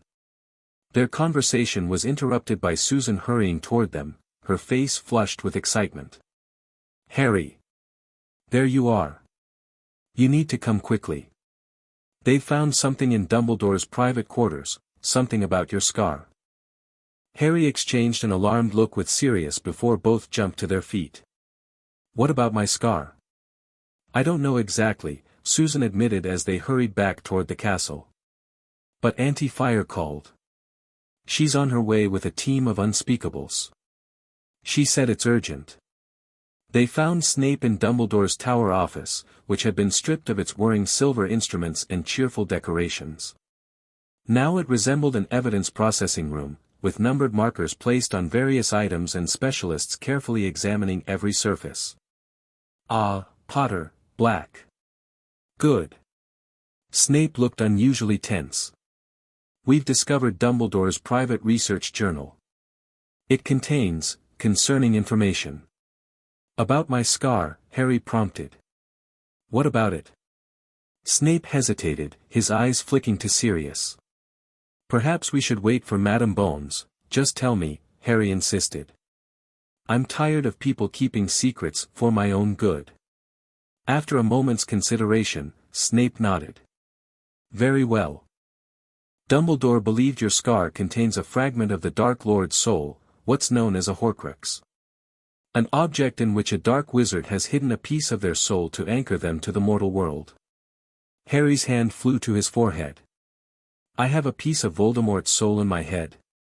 If Dumbledore is correct, yes. Snape's voice was carefully controlled. And it explains his long-term plan for you. He believed the fragment could only be destroyed if the vessel, you, were destroyed first. He was raising me to die, Harry whispered, the horrible truth he'd suspected finally confirmed. All the compulsions pushing me toward self-sacrifice. We're preparing you to walk willingly to your death when the time came, Snape finished. Yes. Sirius made a strangled noise beside Harry, his face contorted with fury. That manipulative old bastard. I'll kill him myself. Not helpful, Black, Snape said sharply. What we need now are solutions, not vengeance fantasies. Is there a way to remove it? Harry asked, forcing himself to focus on the practical problem rather than the horror of having Voldemort's soul attached to him. Without killing me? Dumbledore didn't think so, Snape admitted. But Dumbledore also believed many convenient things that served his greater plan. The unspeakables may have other perspectives. As if on cue, Amelia arrived with three robed figures whose faces were obscured by enchanted hoods, unspeakables from the Department of Mysteries. Harry, Amelia greeted him with concern. I'm sorry you had to learn about this so abruptly. Professor Snape should have waited. No, Harry interrupted. I'm glad he told me. I'm tired of being the last to know things about my own life. Amelia nodded in understanding. Very well. This is Croaker, Saul, and Pandora, specialists in soul magic from the Department of Mysteries. They've studied Dumbledore's notes and would like to examine your scar, with your permission. Will it hurt? Harry asked, then immediately felt childish for the question. Not physically, the tallest unspeakable, Croaker, answered in a surprisingly gentle voice. But it may be emotionally distressing. Soul magic is intimate. Harry squared his shoulders. Do it. I want this thing out of me. The examination that followed was unlike anything Harry had experienced. The unspeakables had him sit in a specially constructed circle of silver runes while they cast complex diagnostic spells, occasionally muttering to each other in what sounded like Latin mixed with something much older. Fascinating, the female unspeakable, Pandora, murmured. It's not a true Horcrux at all. The fragment isn't properly anchored. It's more like spiritual shrapnel. Embedded but not integrated, Saul agreed. The boy's own soul has been containing it, preventing merger. Can it be removed? Sirius demanded, hovering anxiously nearby. The unspeakables exchanged looks before Croaker answered. Yes. Unlike a proper Horcrux, this fragment isn't protected by the dark rituals that would normally make destruction so difficult. A purification ritual should extract it without harming Mr. Potter. Then let's do it, Harry said immediately. Now. It's not quite that simple, Pandora cautioned. The ritual requires preparation, specific astronomical alignments, and the chamber must be properly warded to contain the fragment once extracted, Saul added. Otherwise it could seek another host. How long? Harry pressed. 3 days, Croaker said after consulting a pocket calendar. The moon enters the correct phase on Friday. That gives us time to prepare properly. 3 days. Harry could survive 3 more days with Voldemort's soul fragment, knowing it would soon be gone. What about other Horcruxes? Snape asked suddenly. Dumbledore's notes suggested the Dark Lord created multiple anchors. Indeed, Croaker confirmed. We're pursuing that investigation separately. But one step at a time. First, we help Mr. Potter. The next 3 days were the longest of Harry's life. While the unspeakables prepared for the ritual, converting the room of requirement into a chamber suited for soul magic, Harry tried to focus on his recovery program and sessions with Sirius. But knowing what was literally inside his head made concentration nearly impossible. It explains so much, he told Susan as they sat together in the library, supposedly researching magical theory but actually discussing his situation. The Parseltongue. The weird connection I felt with Voldemort. The way Quirrell's touch burned him but hurt me too. It'll be over soon, Susan reassured him, covering his hand with hers. And then you'll finally be completely yourself. No compulsions, no soul fragments, no destiny forced upon you. Harry smiled at her, suddenly aware of how important her steady presence had become over the past weeks. Without Dumbledore's manipulations pushing him towards certain friendships, he discovered genuine connections with people he might never have gotten close to otherwise. Susan was at the top of that list. Thank you, he said simply. For everything. For believing in me. For treating me like a normal person. Susan laughed. Harry Potter, you have never been and will never be a normal person. Soul fragments and compulsions aside, you're still extraordinary. But I know what you mean, and you're welcome. Their moment was interrupted by Draco Malfoy sliding into the seat across from them, looking uncharacteristically agitated. Potter, we have a problem, he said without preamble. A big one. What now? Harry sighed, bracing for yet another revelation about Dumbledore's manipulations. My father just fire-called. The Wisengamot vote on Dumbledore's trial date has been delayed again. Apparently half the voting members have suddenly developed scheduling conflicts or health issues. More compulsions activating, Susan guessed, her expression darkening. Exactly, Draco confirmed. Father thinks Dumbledore had fail-safes in place, compulsions designed to trigger if he faced serious legal consequences. And they're working. The trial could be delayed indefinitely. Harry felt a chill. And in the meantime? In the meantime, Dumbledore's supporters are mobilizing, Draco said grimly. Father heard rumors of a plan to break him out of ministry custody before the trial can happen at all. When? Harry demanded. Soon. Possibly after your ritual on Friday. They know about it, somehow. Draco's pale face looked drawn with genuine concern.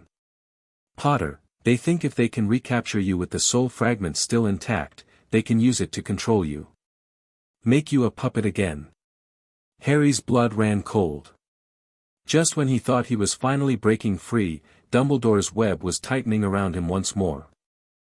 We need to tell Snape and Madam Bones, Susan said, already rising.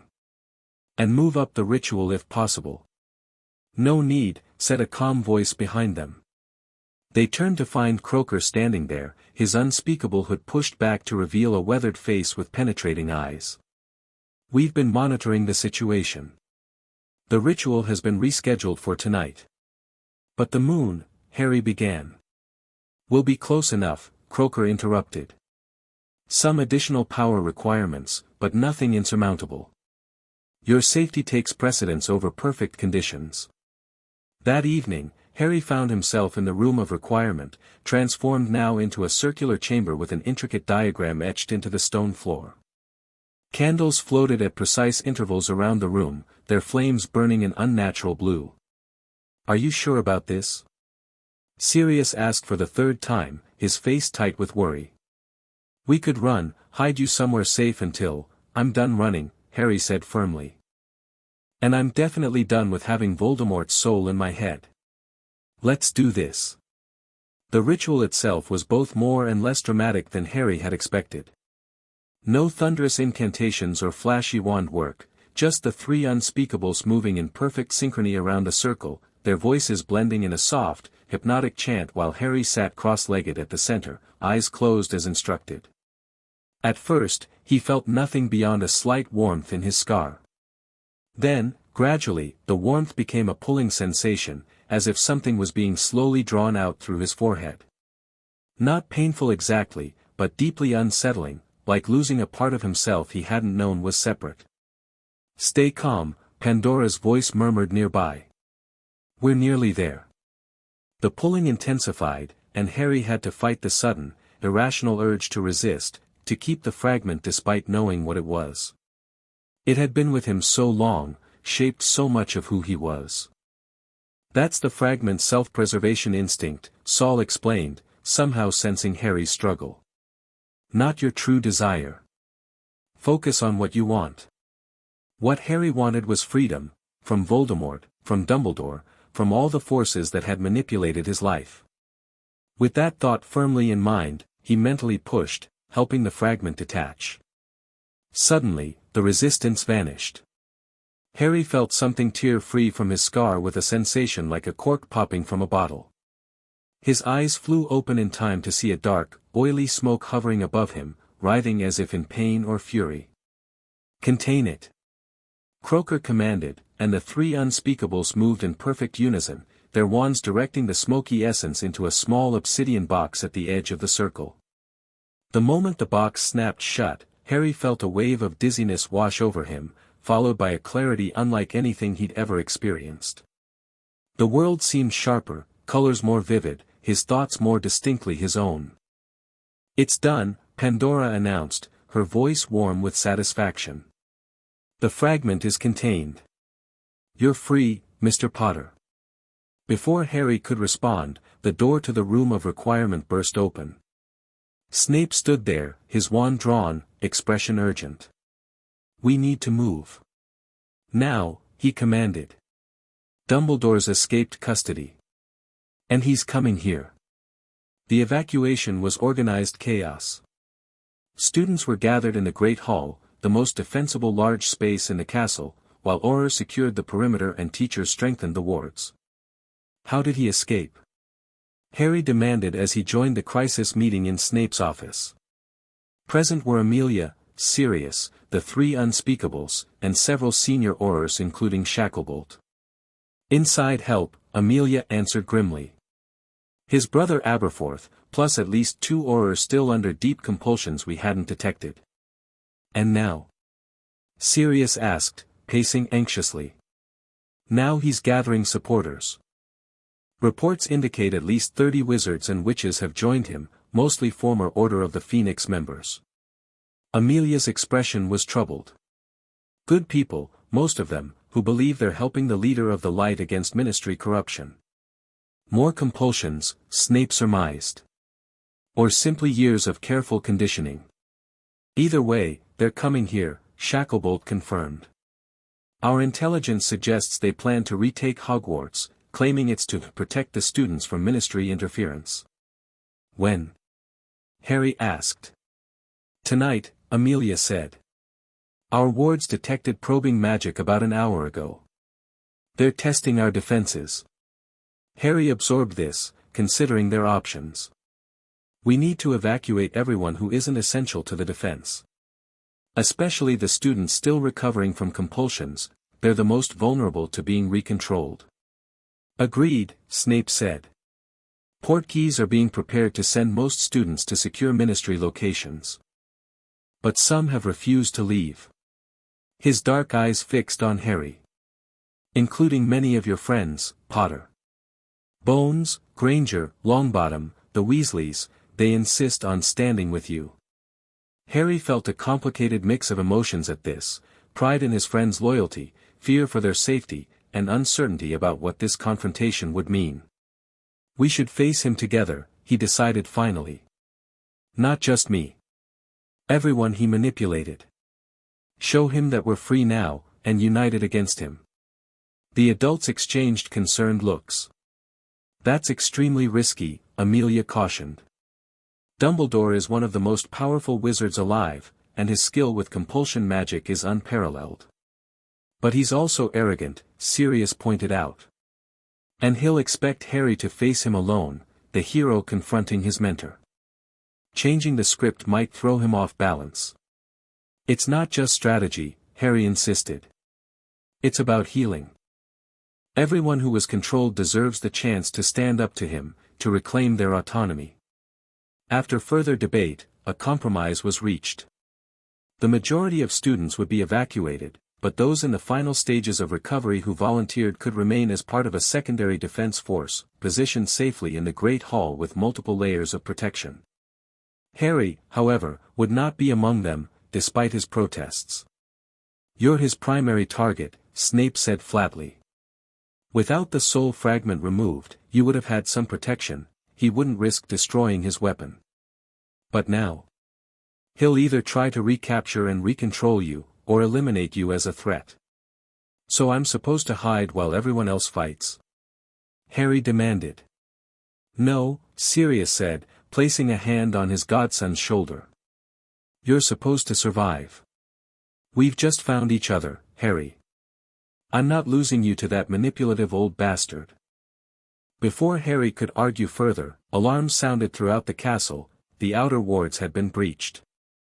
They're here, Shacklebolt announced, checking a security monitoring device. Coming through the Forbidden Forest. Dumbledore's leading them personally. The next hour passed in tense preparation. Last-minute evacuations, final ward reinforcements, defensive positions established.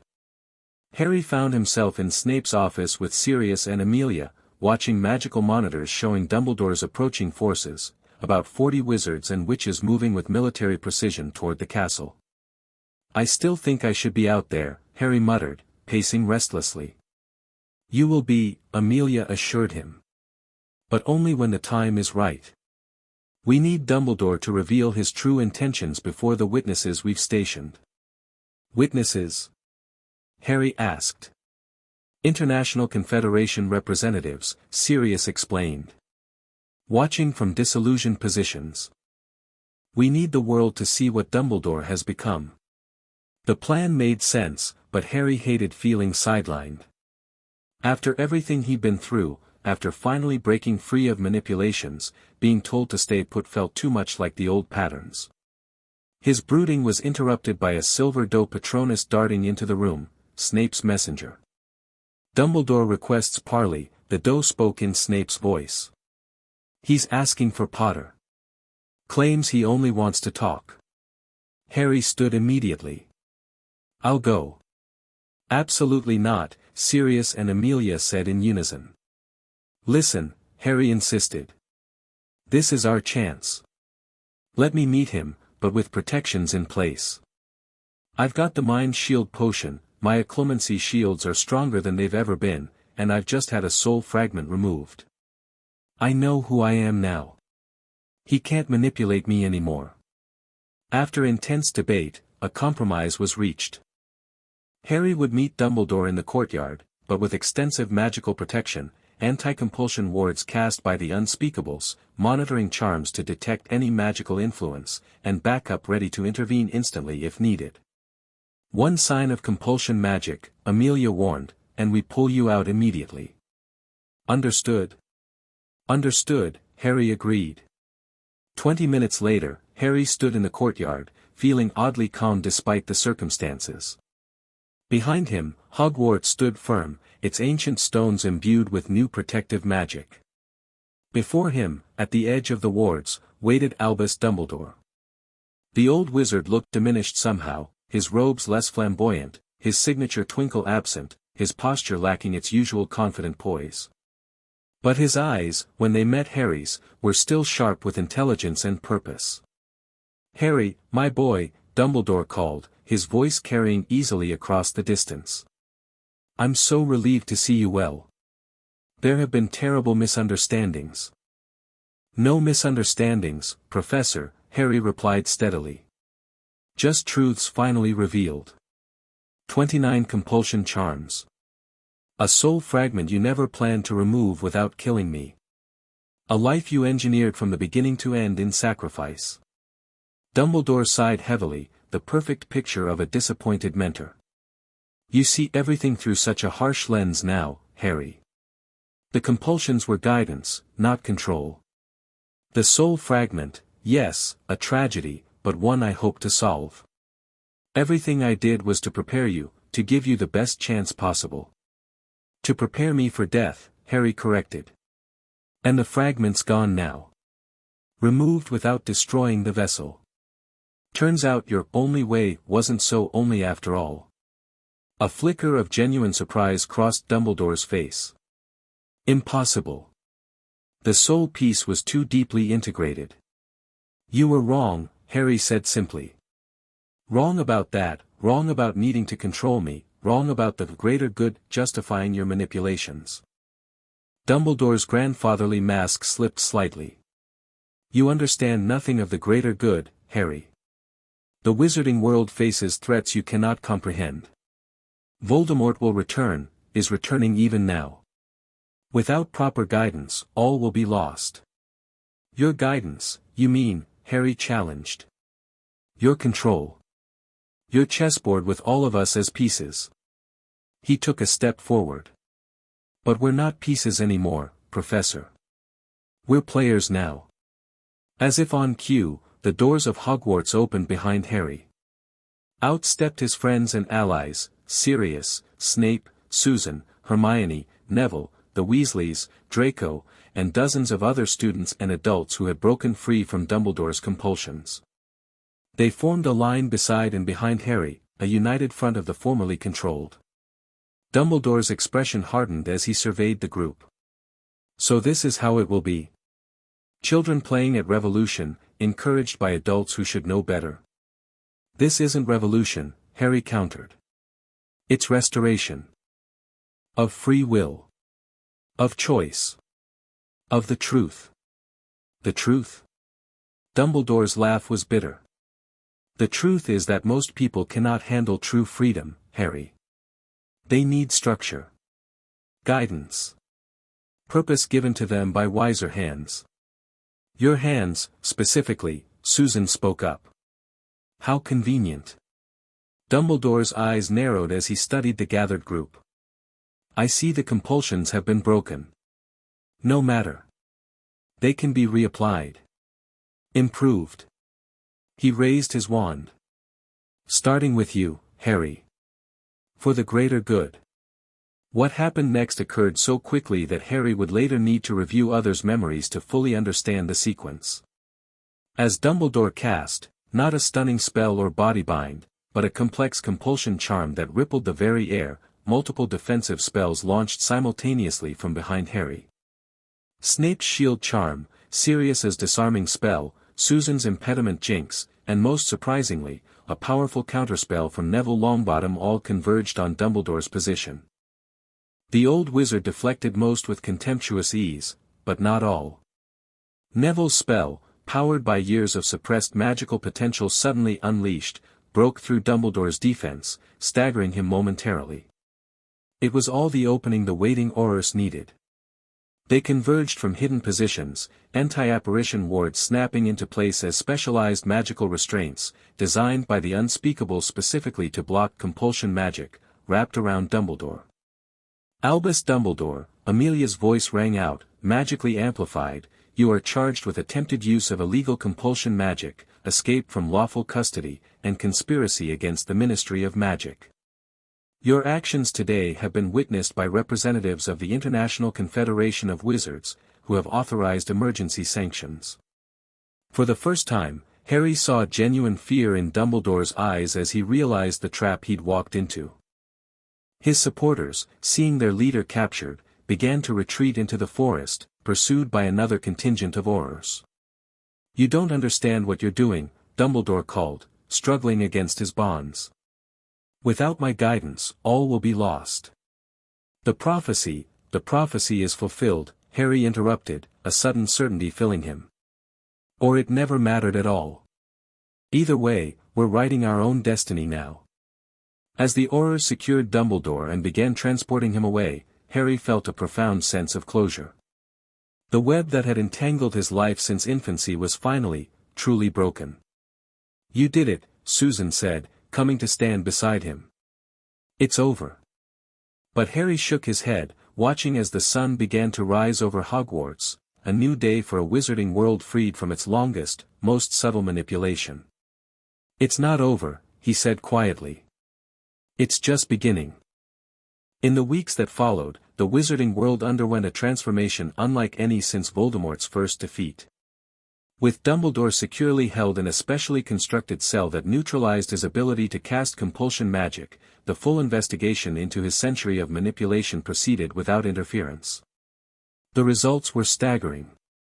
Hundreds of witches and wizards tested positive for compulsion charms, many dating back decades. Key positions throughout the Ministry, Hogwarts, and international magical organizations showed evidence of Dumbledore's influence. Even the Muggle Prime Minister had subtle compulsions designed to make him more amenable to Wizarding World requests. For Harry, life took on a new rhythm. With Sirius officially cleared of all charges and granted full guardianship, they moved into a modest house in Hogsmeade, close enough to Hogwarts for Harry to continue his education, but separate enough to feel like a real home. You could have chosen any of the Potter properties, Sirius commented as they arranged furniture in their new living room. Or Grimmauld Place, though why anyone would want that mausoleum is beyond me. I wanted something that was just ours, Harry explained. Not Potter history, not Black legacy. Just, ours. Sirius's face softened. I understand that better than you might think. When I ran away from home at 16, I didn't want anything that reminded me of the past either. As September approached, decisions had to be made about Hogwarts' future. With both Dumbledore and McGonagall gone, leadership fell temporarily to Snape, who surprised everyone by declining the permanent headmaster position. My skills are better utilized elsewhere, he told Harry during one of their continued occlumency sessions. The school needs healing, not merely new management. Instead, an international search committee was formed to find a headmaster with no ties to Dumbledore's regime. In the interim, Professor Flitwick stepped up as acting headmaster, with Snape continuing as deputy. The entire curriculum is being reviewed, Susan explained to Harry as they walked by the lake, enjoying the late summer sunshine. Everything from house sorting to subject requirements. Auntie says they're bringing in educational experts from magical schools worldwide. Good, Harry said firmly. The house system never made sense anyway. Sorting 11-year-olds based on personality traits that haven't even fully developed yet. Encouraging rivalry instead of cooperation. It was just another way to keep us divided and easier to control. Susan nodded, then hesitated before asking, "Have you decided if you're coming back for the regular term? Some students are choosing to study independently or transfer to other schools." Harry had been wrestling with this question for weeks. Part of him wanted a completely fresh start away from Hogwarts and its complicated history. But another part recognized that running away wouldn't solve anything. "I'm coming back," he decided. "This is still my home. And I think it's important to be part of rebuilding it as something better." Susan's smile was worth any uncertainty he might have felt.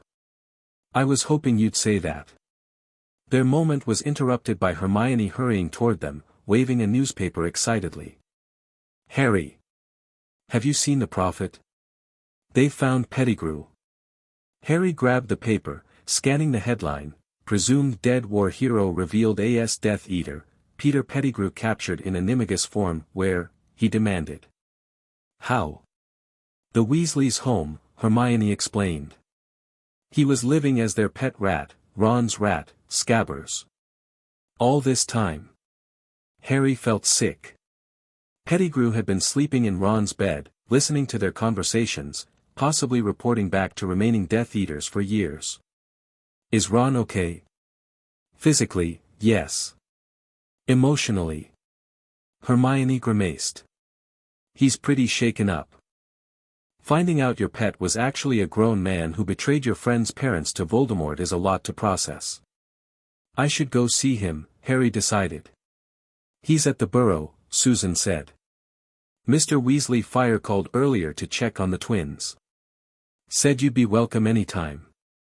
The Weasley family home was subdued when Harry arrived later that day. Mrs. Weasley embraced him tearfully at the door, apologizing repeatedly for having that monster in our home and for any compulsions we might have been under. Harry found Ron in the garden, aggressively degnoming with more force than the task required. "Hey," Harry said, approaching cautiously. Ron looked up, his freckled face flushed with exertion and emotion. "Hey." An awkward silence fell between them, the first of many as they navigated their friendship post-compulsions. Without Dumbledore's magical influence pushing them together, they were discovering how little they actually had in common beyond Quidditch and shared adventures. "I'm sorry about Scabbers," Harry offered finally. "That's really messed up." Ron hurled a gnome particularly far. 3 years. He slept in my bed for 3 years. He shuddered. The Aurors say he might have been using compulsions on me too. Little ones, to make me more protective of him. That's why I got so mental when Crookshanks was after him. Harry nodded, unsure what comfort he could offer. "Are we?" Ron hesitated. "Are we still friends? Without the compulsions, I mean." It was the question Harry had been dreading, because he honestly didn't know the answer. The Ron he'd known had been partly artificial, shaped by Dumbledore's magic to be the perfect sidekick, loyal but not too ambitious, brave but willing to follow Harry's lead. The real Ron was still emerging, more complex, more insecure, but also more genuine. "I want to be," Harry said finally. "But I think we need to get to know each other again. The real us, not the versions Dumbledore created." Ron nodded slowly. "Yeah. That makes sense." After a moment, he added, "For what it's worth, I'm sorry for any rubbish things I did because of the compulsions. Especially getting jealous all the time. And I'm sorry for dragging you into dangerous situations," Harry replied. "Though that was probably more Dumbledore's influence than my choice." They shared a tentative smile, not the easy camaraderie of before, but something potentially more genuine. A foundation they could build on, if they chose to. Back at Hogwarts, preparations for the new school year accelerated. The most dramatic change was the suspension of the traditional sorting. New students would still be welcomed with a ceremony, but instead of being assigned to permanent houses, they would rotate through all 4 on a quarterly basis for their first year. The idea, Flitwick explained during a planning meeting Harry had been invited to attend, is to let students experience all 4 house environments and values before making a more informed choice in their second year. And even then, house affiliation will be more about personal development goals than rigid categorization. What about Quidditch? Harry asked, thinking of the one aspect of house rivalry he genuinely enjoyed. Still 4 teams, Snape answered, but randomly assigned rather than house-based. New teams drafted each year to prevent dynasty building and encourage broader cooperation. Harry had to admit it made sense, even if part of him would miss the simplicity of Gryffindor versus Slytherin rivalries. But those rivalries had been carefully engineered to maintain divisions, and it was time for something new. The most personally significant change for Harry came in the form of a letter from Gringotts 3 days before term started, the complete audit of his accounts he'd requested after discovering the loyalty charms. "Bloody hell," Sirius muttered, reading over Harry's shoulder. "James and Lily left you a lot more than just the trust vault." "And Dumbledore accessed all of it," Harry noted, scanning the extensive list of withdrawals. "Donations to the Order of the Phoenix, stipends to the Dursleys that I never saw a penny of, funding for mysterious research projects." "We'll get it back," Sirius assured him.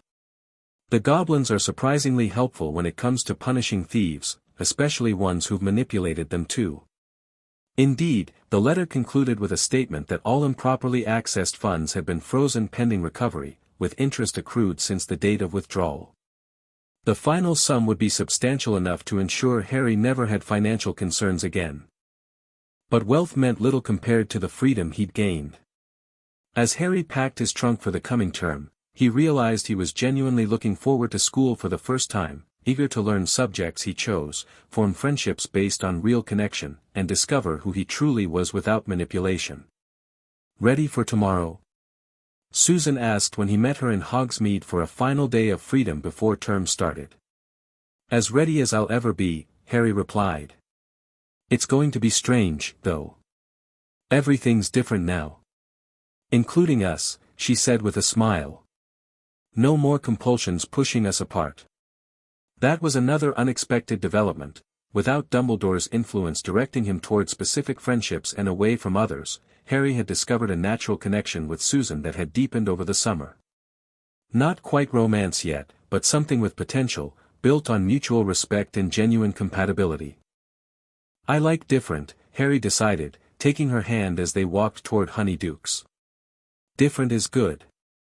The first day of term brought the usual controlled chaos of returning students, but with a distinctly altered atmosphere. The Great Hall had been reorganized with smaller, circular tables that encouraged mixing between houses. The staff table now included several new faces, specialists brought in to help with the transition and address lingering compulsion damage.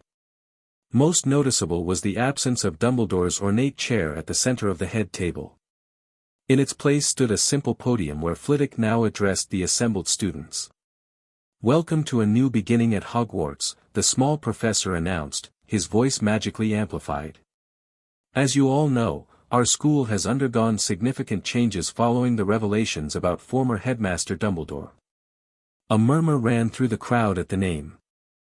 Though Dumbledore's trial was still ongoing, preliminary hearings had revealed enough evidence of manipulation to shock even his most devoted supporters. "These changes may feel uncomfortable at first," Flitwick continued. "Old habits and ways of thinking are difficult to break, especially when reinforced by compulsion magic. But together, we will create a Hogwarts that truly serves all magical children, not just a chosen few." Harry, seated with friends both old and new, felt a surge of optimism. The road ahead wouldn't be easy. Voldemort was still a threat, fragments of Dumbledore's influence remained throughout wizarding society, and personal recovery from years of manipulation would take time. But for the first time, he was facing these challenges with a mind truly his own. No loyalty charms directing his thoughts. No soul fragment influencing his emotions. No destiny prescribed by a manipulative old wizard. Just Harry Potter, making his own choices, writing his own story. And that made all the difference. Chapter 3, The Greater Good unraveled. Harry's third year at Hogwarts bore little resemblance to his previous two. The reformed curriculum encouraged cross-house collaboration, with study groups mixing students who would have never interacted under the old system. The castle itself seemed lighter somehow, as if centuries of artificial tension had finally lifted. But beneath the surface of positive change, a current of unease remained. Dumbledore's trial continued to face mysterious delays. Reports of Death Eater activity had increased since Pettigrew's capture. And the question of Voldemort's possible return loomed large in Harry's mind. "You're brooding again," Susan observed, dropping into the seat beside him in the library. 3 months into term, their relationship had evolved from friendship into something deeper, though neither felt pressured to define it precisely. "Just thinking," Harry corrected, closing the history book he'd been skimming. "Dumbledore's trial resumes tomorrow." "And you're still not convinced he'll be convicted," Susan guessed. Harry sighed. "Too many procedural issues. Too many sudden illnesses among key witnesses. It feels like his backup plans have backup plans." "That's why Auntie requested Veritaserum authorization," Susan reminded him. "If the Wisengamot approves it, that's a big if," Harry interrupted. "Half the voting members still have residual loyalty compulsions the mind healers can't fully remove. Deep stuff from decades of exposure." Before Susan could respond, Neville hurried over to their table, looking uncharacteristically agitated. "Harry, you need to come to Snape's office. Now."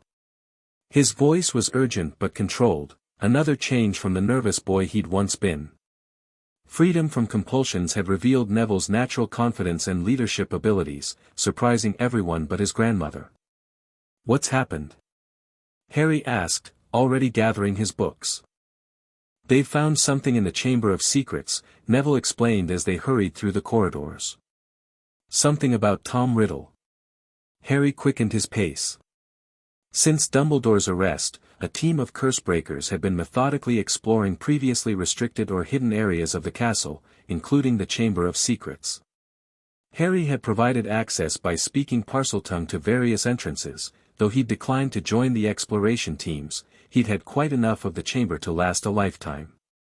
They found Snape in his office with Bill Weasley, who'd taken leave from Gringotts to lead the curse-breaking team, and an unspeakable Harry recognized as Croaker. "Ah, Potter," Snape greeted him. "Thank you for coming promptly. What did you find?" Harry asked without preamble. Bill gestured to a stone basin on Snape's desk, a pensive. "Memories," he said grimly. "Hidden in a secret compartment beneath Slytherin's statue. And there, well, you need to see for yourself." Harry approached the pensive warily. "Whose memories?" "That's the interesting part," Croaker said. "They appear to be Dumbledore's, but voluntarily separated and stored, almost like a backup copy of particularly significant moments he wanted preserved but not necessarily kept in his own mind." "Is it safe?" Harry asked. After everything he'd learned about Dumbledore's manipulations, he wasn't taking any chances. "We've scanned them thoroughly," Snape assured him.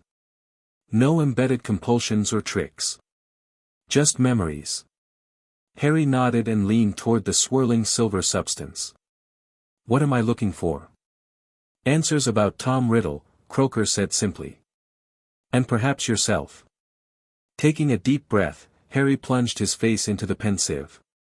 He found himself in the headmaster's office, though it looked somewhat different, fewer silver instruments, a different arrangement of portraits. Behind the desk sat a younger Dumbledore, his auburn hair only beginning to show traces of grey. Across from him sat a handsome boy of about 16, wearing Slytherin robes with a prefect badge. Tom Riddle, Harry realized with a chill. The boy who would become Voldemort. "You wanted to see me, Professor Dumbledore?" Tom asked, his voice polite but guarded. "Yes, Tom," Dumbledore replied, studying the boy over steepled fingers. "I've been reviewing your progress. Your magical talents continue to impress your teachers." "Thank you, sir." Tom's expression remained neutral, but Harry could see a hint of wariness in his eyes. "However," Dumbledore continued, "I've noticed some concerning patterns in your interests. Dark magic. Blood purity theories. Power for its own sake." Tom stiffened slightly. "I'm merely being thorough in my studies, Professor." Understanding all aspects of magic is admirable, Dumbledore finished. But understanding and embracing are different matters, Tom.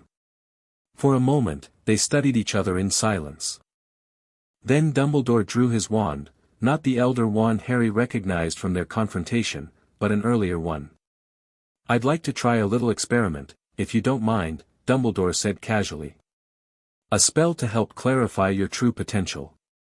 Before Tom could respond, Dumbledore cast silently, a subtle flick that sent an invisible wave toward the boy. Tom flinched slightly, then straightened, his expression briefly confused before settling back into careful neutrality. "What was that, Professor?" he asked, his voice slightly altered, harder somehow. "Just a diagnostic charm," Dumbledore said smoothly, making a note on a parchment. "Tell me, Tom, how do you feel about your Muggle heritage?" Something flashed in Tom's eyes, hatred, far more intense than moments before.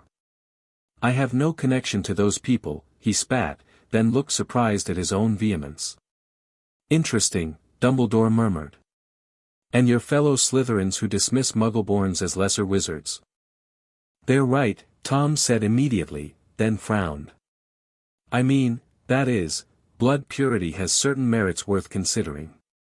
Dumbledore nodded, as if confirming a theory. "One last question, Tom. What lengths would you go to in pursuit of power? Hypothetically, of course." Tom's handsome face hardened into something closer to the Voldemort Harry had encountered. "Any lengths," he said coldly. "Power is the only reality that matters. The only protection." He paused, looking momentarily confused again. "I mean, within ethical boundaries, naturally." "Of course," Dumbledore said with a thin smile. "Thank you, Tom. That will be all for today."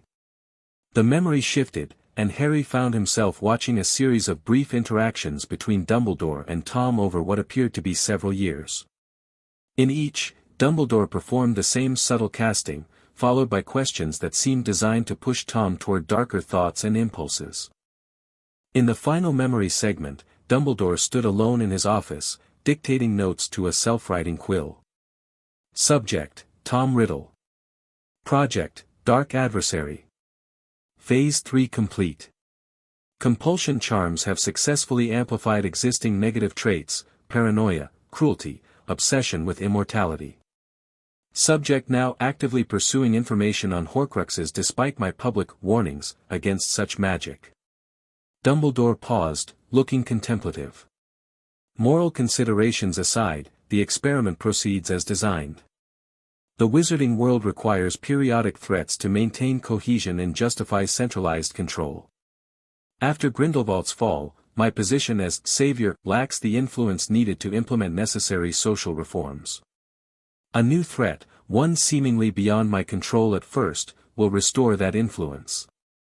He sighed, suddenly looking older. The risk is significant. Tom's natural talents, enhanced by targeted compulsions, may create a Dark Lord more dangerous than anticipated. But the greater good demands sacrifice. Better a controlled threat than random chaos. The memory dissolved, and Harry found himself pulled back into Snape's office, gasping with shock and rage. "He created Voldemort," Harry whispered, gripping the edge of the desk to steady himself. "He found a troubled, powerful boy and systematically pushed him toward darkness."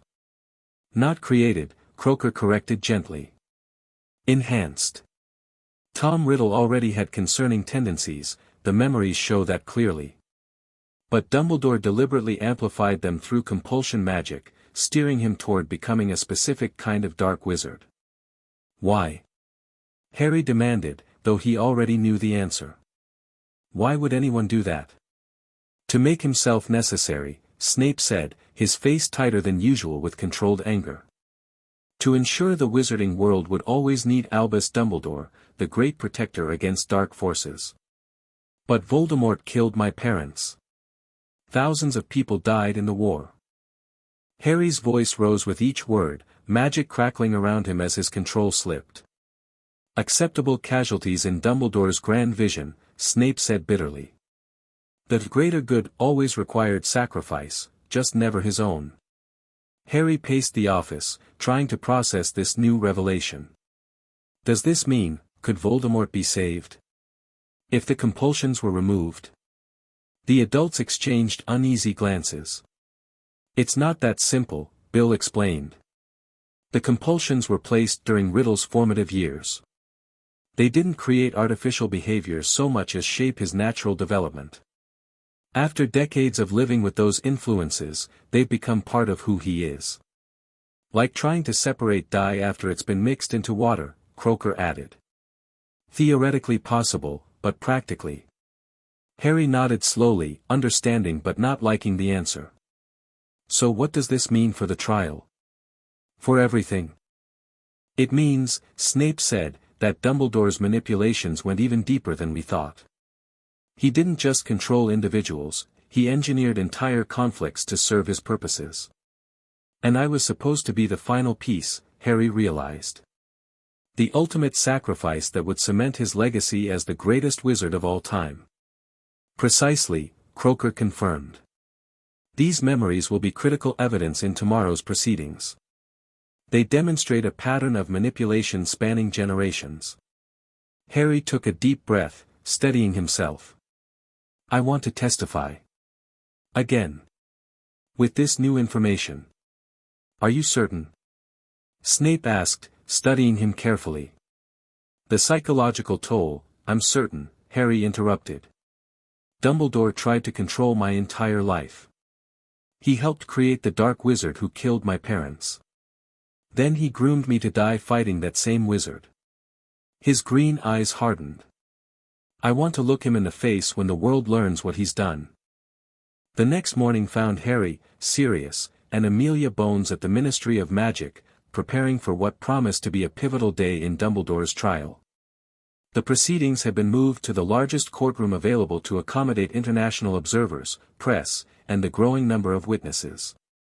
Remember, Amelia advised as they waited in an antechamber, stick to facts. Don't let emotions overwhelm you, no matter what Dumbledore or his defenders say. I know, Harry assured her, adjusting his formal robes. At 13, he was still the youngest person to testify in a major Wizengamot trial, but months of therapy and occlumency training had given him tools to handle the pressure. We'll be right there with you, pup, Sirius added, squeezing his shoulder. His godfather had improved dramatically since his release from Azkaban. Regular therapy, proper nutrition, and a purpose, helping Harry, had worked wonders. Though still leaner than he should be, with haunted eyes and quiet moments, Sirius had regained much of his former vitality. When they entered the courtroom, Harry was struck by the tension in the air. The tiered seating was packed, with dozens of reporters from both British and international publications jostling for better views. In the center, the defendant's chair had been enhanced with additional magical restraints, a testament to Dumbledore's perceived danger. And there he sat, Albus Dumbledore, looking friendlier than when Harry had last seen him, his brilliant blue eyes slightly dulled but still alert. His iconic beard had been trimmed for his incarceration, and his robes were plain grey rather than his usual flamboyant patterns. Yet somehow, he still projected an aura of benevolent wisdom that Harry now recognized as carefully cultivated manipulation. As Harry took his seat in the witness section, Dumbledore's eyes found his. There was no twinkle now, only a calculating assessment that made Harry's skin crawl. He reinforced his occlumency shields instinctively. Tiberius Ogden, still serving as chief warlock in Dumbledore's absence, called the session to order. We reconvene the trial of Albus Percival Wulfric Brian Dumbledore on expanded charges of illegal use of compulsion magic, conspiracy, endangerment of minors, and as of yesterday's filing, criminal manipulation resulting in terrorist creation. He peered sternly over his spectacles. These are among the most serious charges brought against a wizard in British magical history. Dumbledore's defender, a silver-haired witch with sharp features, rose immediately. My client maintains these charges are fundamentally mischaracterizations of necessary actions taken during wartime and for educational purposes. We continue to assert that, save your assertions for your defense, Madam Blishwick, Ogden interrupted. Today we hear new evidence regarding the defendant's relationship with Tom Riddle, also known as Lord Voldemort. A murmur ran through the courtroom at the name. Even now, months after the revelations about Dumbledore, many wizards and witches flinched at Voldemort's name. The prosecution calls Harry Potter, Amelia announced, standing. Harry approached the witness stand, feeling hundreds of eyes tracking his movement. He'd testified before, but this felt different, more consequential, more final. As he took his seat, magical restraints activated around the chair's arms, not to hold him in place, but to prevent external magical influence during testimony. Mr. Potter, Amelia began formally, you have previously testified regarding the 29 illegal compulsion charms found affecting your mind and behavior. Today, we'd like to address new evidence discovered at Hogwarts School of Witchcraft and Wizardry.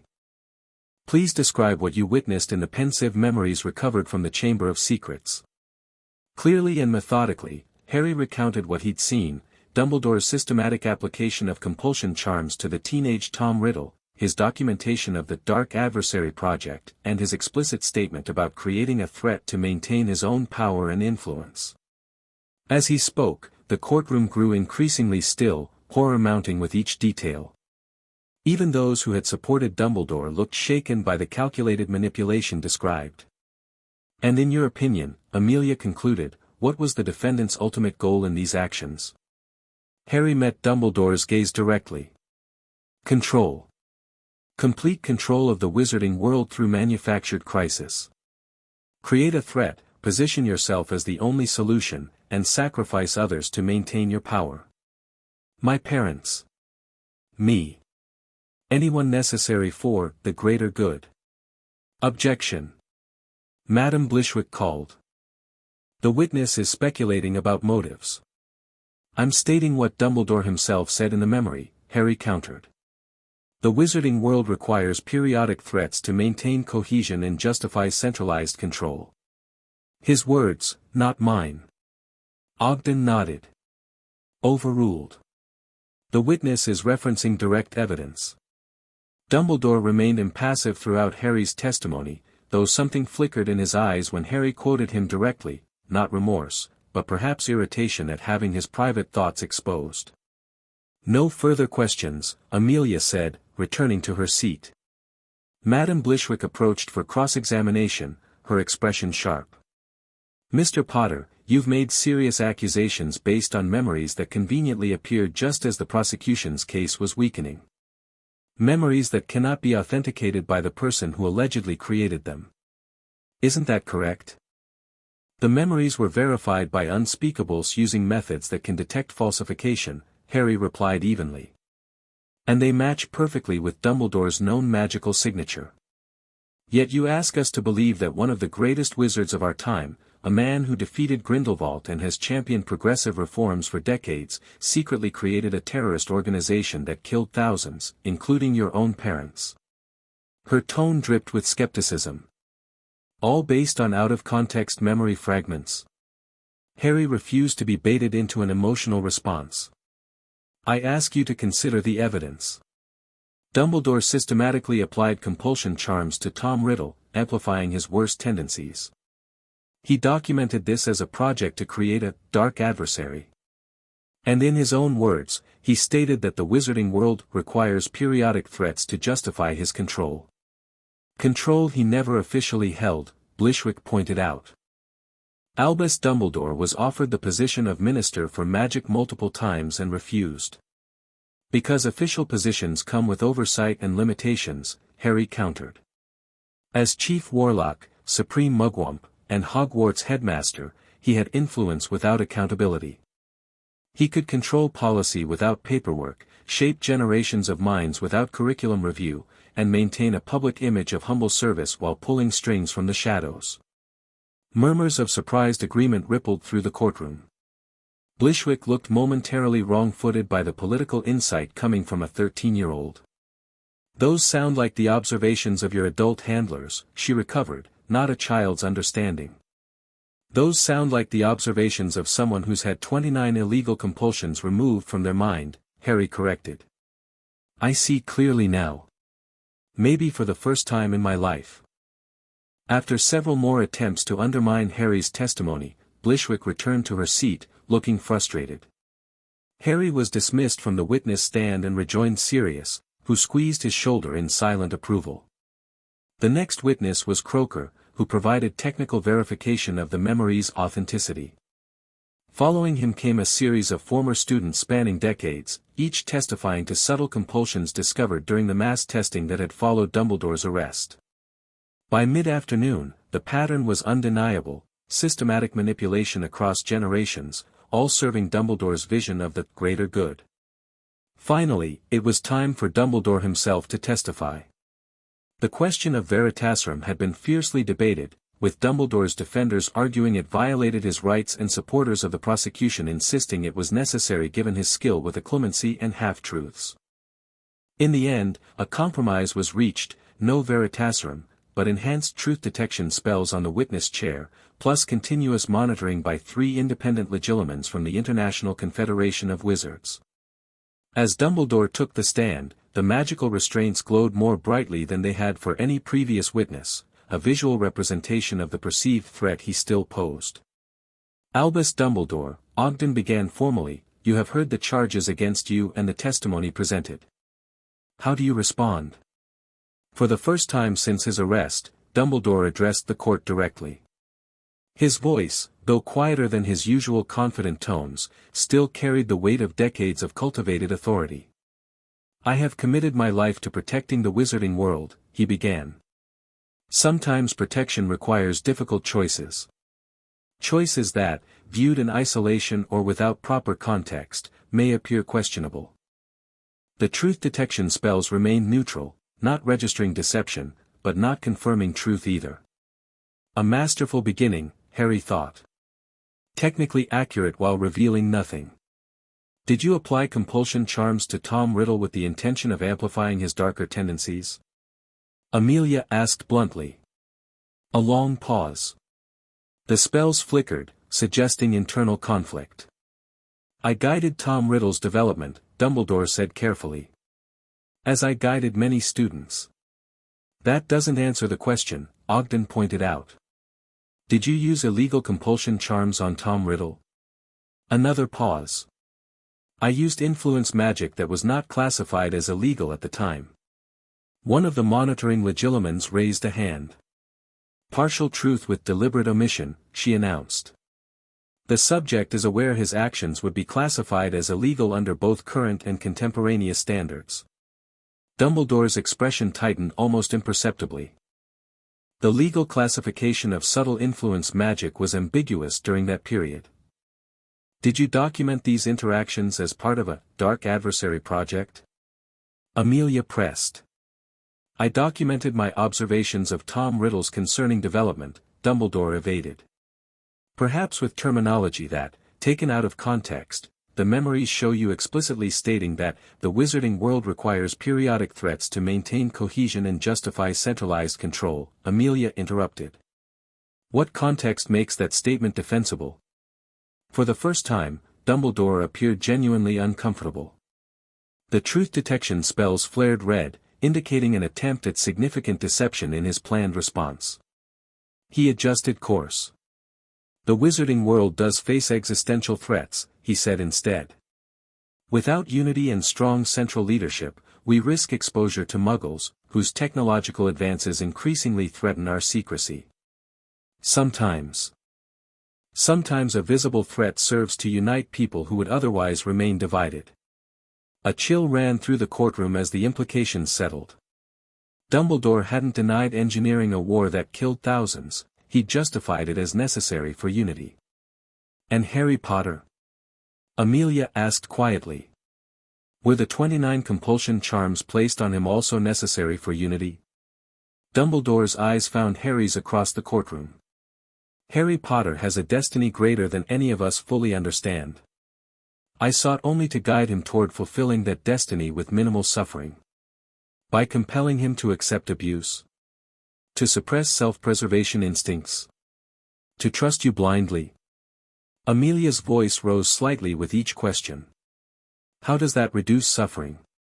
"You cannot see the full picture," Dumbledore replied, a hint of his former authoritative tone returning. Voldemort will return. The prophecy demands a final confrontation. I was preparing Harry for that inevitable moment. By ensuring he would sacrifice himself without question, Harry called out, unable to maintain silence any longer. Tell them about the Horcrux, Professor. Tell them your real plan for me. Dumbledore paled slightly. The truth detection spells flashed urgent red, indicating strong deception in his emotional reaction if not his words. Mr. Potter, please allow the questioning to proceed through proper channels, Ogden admonished, though his tone lacked conviction. He turned back to Dumbledore. The court is aware of evidence suggesting you believed Mr. Potter contained a soul fragment of Voldemort, and that your preparation involved ensuring his willingness to die to destroy it. Is this accurate? The monitoring Legilimens raised their hands simultaneously before Dumbledore could answer. Strong avoidance intention detected, one reported. Subject is formulating a technically true but fundamentally misleading response. Ogden sighed heavily. Let the record show the subject appears unwilling or unable to provide direct answers to these questions. He looked at Dumbledore with something approaching pity. I am left with no choice but to recommend the application of Veritaserum to proceed with questioning. Dumbledore's defender jumped to her feet. My client has cooperated fully. The monitoring system is clearly biased against nuanced responses to complex questions. Your client has cooperated in form but not substance, Ogden replied firmly. Given the gravity of the charges and the pattern of evasion, I am invoking Emergency Procedure 17b, which allows for Veritaserum use in cases where magical detection indicates deliberate obfuscation on matters of national security. As court officials prepared the truth serum, Harry watched Dumbledore carefully. The old wizard sat very still, his expression composed but his eyes now constantly moving, assessing, looking for escape routes, Harry realized. For the first time, Dumbledore seemed truly concerned. When the Veritaserum was administered, 3 carefully measured drops on Dumbledore's tongue, the change was subtle but unmistakable. The calculating look faded from his eyes, replaced by a slightly unfocused gaze. His posture relaxed marginally. State your name, Ogden instructed, the standard beginning for Veritaserum testimony. Albus Percival Wulfric Brian Dumbledore, came the response, the voice flatter than Dumbledore's usual melodious tones. Did you deliberately apply compulsion charms to Tom Riddle with the intention of shaping him into a Dark Lord? Yes. The simple admission sent shockwaves through the courtroom.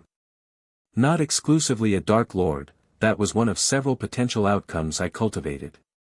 I needed an adversary sufficient to unify the wizarding world under progressive leadership.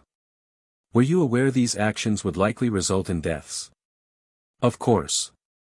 Change requires sacrifice. The existing social order was too entrenched, too resistant to necessary reforms. An existential threat creates opportunity for radical restructuring. Harry felt nauseous. The casual admission that his parents' deaths, hundreds of deaths, had been collateral damage in a social engineering project was almost too much to process. And Harry Potter? Amelia asked, her voice tight with controlled anger. What was your plan for him? Multiple contingencies, Dumbledore replied tonelessly. Primary plan, the boy would destroy Voldemort's external Horcruxes, then allow himself to be killed, destroying the soul fragment within him. I would then defeat a weakened Voldemort, becoming once again the savior of the wizarding world, with expanded authority to implement final phase reforms. Reforms such as? Ogden prompted. Integration of magical and muggle societies under wizarding guidance. Managed revelation of magic, positioned as benevolent protection rather than conquest. Unified global magical government with standardized education, regulation of all magical knowledge, and controlled breeding programs to strengthen magical bloodlines while eliminating problematic traits. The silence that followed this statement was absolute. What Dumbledore had just described wasn't progressive reform, it was magical fascism, dressed up in benevolent terminology. You intended to control everything, Amelia said finally. Every aspect of magical society, and eventually Muggle society too. Control is necessary for survival, Dumbledore responded, the Veritaserum compelling complete honesty. Left to their own devices, magical people fragment into factions, waste potential, repeat mistakes. My guidance was necessary. Your control, you mean, Harry interjected, unable to stay silent. Not guidance. Dumbledore's unfocused eyes found Harry. You were my greatest project, Harry. The perfect weapon. Shaped from infancy for a single purpose. Your potential sacrifice would have saved millions. But it wasn't my choice, Harry said, his voice steady despite his churning emotions. You never gave me a choice. Choice is an illusion we permit the unprepared, Dumbledore replied distantly. True wisdom lies in accepting necessary direction from those who see further. The questioning continued for another hour, revealing the full scope of Dumbledore's century-long manipulation. The compulsions placed on Ministry officials to ignore signs of Voldemort's rise until it reached crisis proportions. The deliberate suppression of certain branches of magic that might have enabled greater individual autonomy. The systematic isolation of Harry from any influence that might have undermined Dumbledore's control. By the time the Veritaserum began to wear off, the case against Dumbledore was insurmountable. Even his most loyal supporters looked shaken, confronted with the cold reality of how thoroughly they had been used. As the effects of the potion faded, Dumbledore seemed to realize what had happened, how completely he had exposed his true beliefs and plans. For a moment, genuine emotion broke through his composed facade, not remorse, but fury at having his grand design thwarted. You still don't understand, he said, his voice stronger now, addressing the entire courtroom. Without my guidance, chaos will reign. Voldemort will return. The Muggle world will discover us. Everything I've worked for, everything you've manipulated for, Ogden corrected. This court has heard enough, Professor Dumbledore. We will adjourn for deliberation. As Dumbledore was led from the courtroom, his eyes locked with Harry's one final time. In them, Harry saw not the grandfatherly mentor he'd once trusted, but a calculating fanatic whose vision of the greater good had justified any atrocity. The Wisengamot's deliberation was surprisingly brief. After just 2 hours, they reconvened to deliver their verdict. Albus Percival Wulfric Brian Dumbledore, Ogden announced gravely, this court finds you guilty on all charges. The extent and impact of your crimes are without precedent in modern magical history. He paused, seeming to age visibly with the weight of the moment. You are hereby sentenced to lifetime imprisonment in a specially constructed facility, with permanent magical suppression and no possibility of parole. For a moment, Dumbledore showed no reaction. Then, almost too quietly to hear, he said, it isn't over. Some things have been set in motion that cannot be stopped. Before anyone could question this ominous statement, the magical restraints activated to transport him to custody. But something unexpected happened. Instead of the standard confinement procedure, a burst of golden light surrounded Dumbledore. When it faded, he was gone, leaving empty shackles behind. Chaos erupted in the courtroom. Aurors rushed to secure exits. Alarmed officials shouted for explanations. In the confusion, Harry found himself pulled close to Sirius and Amelia, both with wands drawn protectively. How? Harry asked, stunned. The restraints were supposed to be unbreakable. Phoenix magic, Amelia said grimly. Fawkes must have responded to his call, despite everything. The loyalty of a phoenix transcends ordinary magic. So he's free. Harry felt cold dread settling in his stomach. After everything we've learned, everything we've proven. Not free, Sirius corrected, his face hard with determination. Running. And with the whole wizarding world now aware of his true nature. But running where? Harry pressed. And what did he mean about things set in motion? The answer came sooner than anyone expected. Less than an hour later, as emergency security protocols activated throughout the ministry, reports began arriving of a disturbance at Hogwarts. The school's enhanced wards had detected an intrusion, someone bypassing defenses that should have been impenetrable. Dumbledore, Snape confirmed via emergency communication. He's accessed the headmaster's tower through pathways unknown to us. The castle itself seems to be responding to him as the legitimate headmaster, despite the Wisengamot's ruling. Evacuate the students, Amelia ordered immediately. Get everyone to safety. Already in progress, Snape assured her. But Potter should be warned, Dumbledore left a message. It was waiting on my desk when the alarm sounded. He hesitated.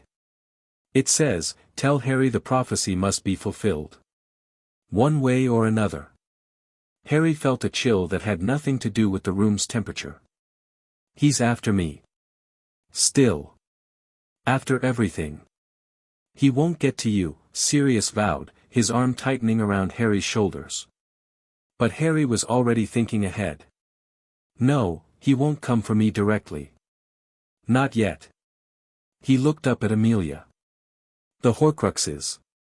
He mentioned them under Veritaserum. If Voldemort's anchors still exist. Then Dumbledore might try to use them, Amelia finished, her expression grim. Either to bring Voldemort back under his control, or to force your involvement as he originally planned. We need to get to Hogwarts, Harry decided. That's where he'll go first, to collect whatever research or tools he needs. Absolutely not, Sirius objected. That's exactly what he wants, to draw you out. I know, Harry admitted. But we can't let him regroup. He's desperate now, which makes him more dangerous than ever. After heated debate, a compromise was reached. Harry would not go to Hogwarts directly, but to a secure ministry facility where he could communicate with the response team. Sirius would remain with him as protection, while Amelia coordinated with Aurors and Order members now freed from compulsions to surround the school. But Harry had no intention of sitting safely aside while others confronted Dumbledore. The moment an opportunity presented itself, when Sirius stepped away briefly to confer with Kingsley Shacklebolt, Harry slipped away, using the invisibility cloak he'd taken to carrying with him since Dumbledore's initial arrest. Finding transportation proved surprisingly easy. The ministry was in chaos, with flow connections left temporarily unmonitored as Aurors rushed to respond to the Hogwarts situation. Harry simply stepped into an empty office, threw down flow powder, and whispered, Hogsmeade. Emerging from the fireplace at the Three Broomsticks, Harry found the village in a state of controlled evacuation. Hogwarts students were being directed toward designated safety points, while residents secured their homes against potential magical conflict. Harry kept his cloak on, slipping through the confusion toward the castle visible on the hill above the village. He needed to reach Hogwarts before the full security cordon was established. After that, even his cloak might not get him through. Harry. He froze, then relaxed slightly as Susan hurried toward him, somehow spotting him despite the cloak. I can see your footprints in the mud, she explained, gesturing downward. What are you doing here? Everyone's being evacuated. Dumbledore escaped, Harry said, pulling her into a doorway and partially revealing himself under the cloak. He's at Hogwarts, and I think he's after the Horcrux research. Susan's eyes widened. The Unspeakables moved most of it to the Department of Mysteries last week. But they left copies in the Room of Requirement for the ongoing investigation. Then that's where he'll be, Harry decided. I need to get up there. You mean we need to get up there, Susan corrected firmly. I'm coming with you. It's too dangerous, which is exactly why you shouldn't go alone, she interrupted. Besides, I know something you don't. A secret passage from Hogsmeade that's not on any map. My aunt showed me after the evacuation protocols were updated. Harry hesitated, torn between wanting to protect Susan and recognizing the practical advantage of her help. Fine. But at the first sign of serious danger, you head back to safety. Promise? She nodded, though Harry wasn't entirely convinced of her sincerity. This way. Susan led him to an unremarkable stone wall behind the post office, tapped a specific pattern with her wand, and whispered what sounded like a security passphrase. The stones rearranged themselves to reveal a narrow tunnel. "Or emergency access," she explained as they entered, the wall closing behind them. Created after Sirius's supposed break-in proved the existing passages weren't secure enough. The tunnel was well lit with magical lanterns that activated as they approached and deactivated after they passed. After about 20 minutes of brisk walking, they reached a steep staircase that seemed to go on forever. "It comes out near the room of requirement," Susan explained as they climbed. "Designed that way deliberately, since the room can be configured as a crisis command center if needed." When they finally emerged through a concealed panel in the 7th-floor corridor, Harry was momentarily disoriented. The normally bustling castle was eerily silent, with only distant sounds of activity from the lower floors where evacuation was still underway. "The room should be just around the corner," Susan whispered. "How do we know if Dumbledore's already inside?" "We don't," Harry admitted. "But if he is, the room won't be available for anyone else to use." They approached cautiously, wands drawn. Harry had been training intensively since the loyalty charms were removed, working with Sirius, Snape, and the defense professor to develop skills that had been deliberately suppressed under Dumbledore's influence. He was no match for the old wizard in raw power, but he now had an arsenal of defensive and evasive magic that might at least keep him alive. As they neared the blank wall where the room of requirement's entrance appeared, Harry felt a prickle of warning magic, wards, recently cast and powerful. "He's here," Harry whispered, pulling Susan back around the corner. "Those are containment wards. Can we break through?" Susan asked. Harry considered. "Not directly. But the room of requirement responds to need. If we can make our need greater than his." "Worth a try," Susan agreed. "But we should call for backup first." "No time," Harry said, already focusing his thoughts. "If we wait, he'll finish whatever he's doing and disappear again." Stepping toward the warded area, Harry closed his eyes and concentrated with all his might. "I need to stop Dumbledore. I need to protect the Horcrux research. I need to end this." For a moment, nothing happened. Then, slowly, a door began to materialize in the wall, not the usual door to the room of requirement, but something older, more ornate, with runes carved into its ancient wood. "The castle is responding to you," Susan murmured in awe. "Overriding his control. Or offering an alternative entrance," Harry suggested. "Stay behind me." Wand ready, Harry pushed the door open, revealing not the room of requirement as they knew it, but a vast cathedral-like space filled with towering shelves. The legendary Room of Hidden Things, a specific configuration of the Room of Requirement where centuries of students had concealed objects. "He must be using the room differently," Harry whispered as they slipped inside. "We're seeing another aspect of the same space." They moved carefully through the labyrinthine collection, listening for any sound that might betray Dumbledore's location. The room seemed to extend impossibly far in all directions, filled with everything imaginable, broken furniture, forbidden books, confiscated magical items, and personal treasures hidden and forgotten. "Harry," Susan said suddenly, pointing ahead. "Light." A blue-white glow emanated from somewhere deep in the room's recesses. As they cautiously approached, voices became audible, Dumbledore's familiar measured tones, and another, higher voice that made Harry's scar prickle uncomfortably. "The arrangement remains as discussed," Dumbledore was saying. "You will have the boy, once he has served his purpose in destroying your other anchors." "And why should I trust you, old man?" the high, cold voice responded. "You betrayed me once before." "I guided your development," Dumbledore corrected. "And now I offer redemption. Help me restore order, and you will have your body returned, purified and enhanced." Harry peered around a tall cabinet and had to stifle a gasp. In a cleared space among the countless hidden objects stood Dumbledore, looking remarkably composed despite his recent escape and fugitive status. Across from him floated a ghostly form that Harry recognized with a chill, a spirit very similar to the wraith-like Voldemort he had encountered in his first year. "He's negotiating with Voldemort," Harry breathed, his scar beginning to throb. "Or some form of him." "Not negotiating," Susan corrected grimly. Coordinating. They're working together. Harry strained to hear as the conversation continued. Your Horcruxes remain vulnerable, Dumbledore was saying. But I can help you create something better, a more stable form of immortality without the fragmentation of your consciousness. And in return, the Wraith asked suspiciously. You acknowledge my authority in the new order. You take your place as the visible power, while I guide from behind. Together, we implement the necessary changes for wizarding survival. The Wraith seemed to consider this. The boy must die regardless. He has defied me too often. Of course, Dumbledore agreed smoothly. But in the right way, at the right time. His death must serve our purpose, not merely your pride.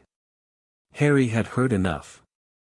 Whatever fragment or manifestation of Voldemort this was, Dumbledore was clearly attempting to forge an alliance, exactly the kind of manipulation he had originally used to create the Dark Lord in the first place. We need to stop them, he whispered to Susan. But how? We can't fight both together. Susan's expression was determined. We don't fight. We expose. She pointed to a small object clipped to her robes, a communication badge similar to those used by Aurors. I activated it when we entered. Every word they've said has been transmitted to Auntie and the response team. Harry could have kissed her. Brilliant. But they'll still try to escape once they realize they've been discovered. Then we need to keep them talking until the team arrives, Susan decided. And I think I know how. Before Harry could stop her, Susan stepped into the open, her wand pointed not at Dumbledore or the Wraith, but at a massive stack of objects behind them. Reducto, she shouted. The spell hit with explosive force, sending centuries of hidden contraband crashing down. Dumbledore spun around, shield charm already forming, while the Wraith hissed in fury. Now, Harry. Susan called. Taking a deep breath, Harry stepped into view. Hello, Professor. Making new friends? Dumbledore's expression shifted from surprise to calculation in an instant. Harry. I should have known you wouldn't stay safely away. Always the hero, even without my compulsions. Not a hero, Harry corrected. Just someone cleaning up your mess. Again. The Wraith Voldemort drifted closer, its red eyes fixed on Harry with malevolent interest. The boy speaks boldly for one so vulnerable. Not as vulnerable as you might think, Harry replied, forcing himself to meet that terrible gaze despite his scars' increasing pain. I'm not carrying your soul fragment anymore. The unspeakables removed it. This was clearly news to both Dumbledore and the Wraith, who exchanged sharp glances. Impossible, the Wraith hissed. A Horcrux cannot be removed without destroying the vessel. It wasn't a true Horcrux, Harry explained, playing for time as he sensed rather than heard movement in the room behind them, the response team arriving. Just an accidental fragment. Easily removed once people actually tried instead of assuming I had to die. Dumbledore's expression hardened. You've disrupted plans a century in the making, Harry. All because you couldn't accept your necessary role. My necessary death, you mean, Harry countered. Sorry to disappoint you, Professor, but I've decided to live instead. And to make sure everyone knows exactly what you are. A visionary, Dumbledore replied coldly. The only wizard with the courage to make difficult choices for the survival of our kind. A manipulator, Harry corrected. Who created a Dark Lord, engineered a war, and planned my death, all to maintain your own power. The Wraith drifted between them, its form seeming to grow more substantial with the emotional energy filling the room. The boy speaks truth, old man. You shaped me as your counterpoint, your necessary villain. I enhanced qualities already present, Dumbledore said dismissively. You were destined for darkness, Tom. I merely gave it useful direction. Harry felt a surge of pity for Voldemort, or rather, for Tom Riddle, the brilliant but damaged boy who had been systematically pushed toward becoming a monster. Not absolution for his choices, but recognition of how thoroughly he had been manipulated. We've both been used, Harry said, addressing the Wraith directly. Positioned as opposing pieces in his grand game. Neither of us given true choice. The Wraith studied Harry with malevolent curiosity. You suggest we share common cause against Dumbledore? How Slytherin of you, Potter. I suggest we both deserve better than being his puppets, Harry replied. You've already died once for his schemes. I'd rather not follow suit. Dumbledore's face darkened. Enough of this. Harry, you understand nothing of the forces at work. The prophecy was probably another of your manipulations, Harry interrupted. Did you confound the seer? Plant the prediction? Or just twist a genuine prophecy to suit your plans? A flash of something, guilt, perhaps, crossed Dumbledore's face, quickly masked. But it was enough to confirm Harry's suspicion. You did, he realized. You tampered with the prophecy. I clarified its purpose, Dumbledore corrected stiffly. Prophecies are tools, Harry. Meant to be shaped by those wise enough to understand their potential. The Wraith Voldemort drifted higher, rage emanating from its spectral form. You claimed the prophecy was absolute. That the boy was destined to oppose me. A necessary fiction, Dumbledore replied, his focus on Harry rather than the furious Wraith. Reality must sometimes be adjusted to serve greater purposes. Your purposes, Harry said. Always your purposes.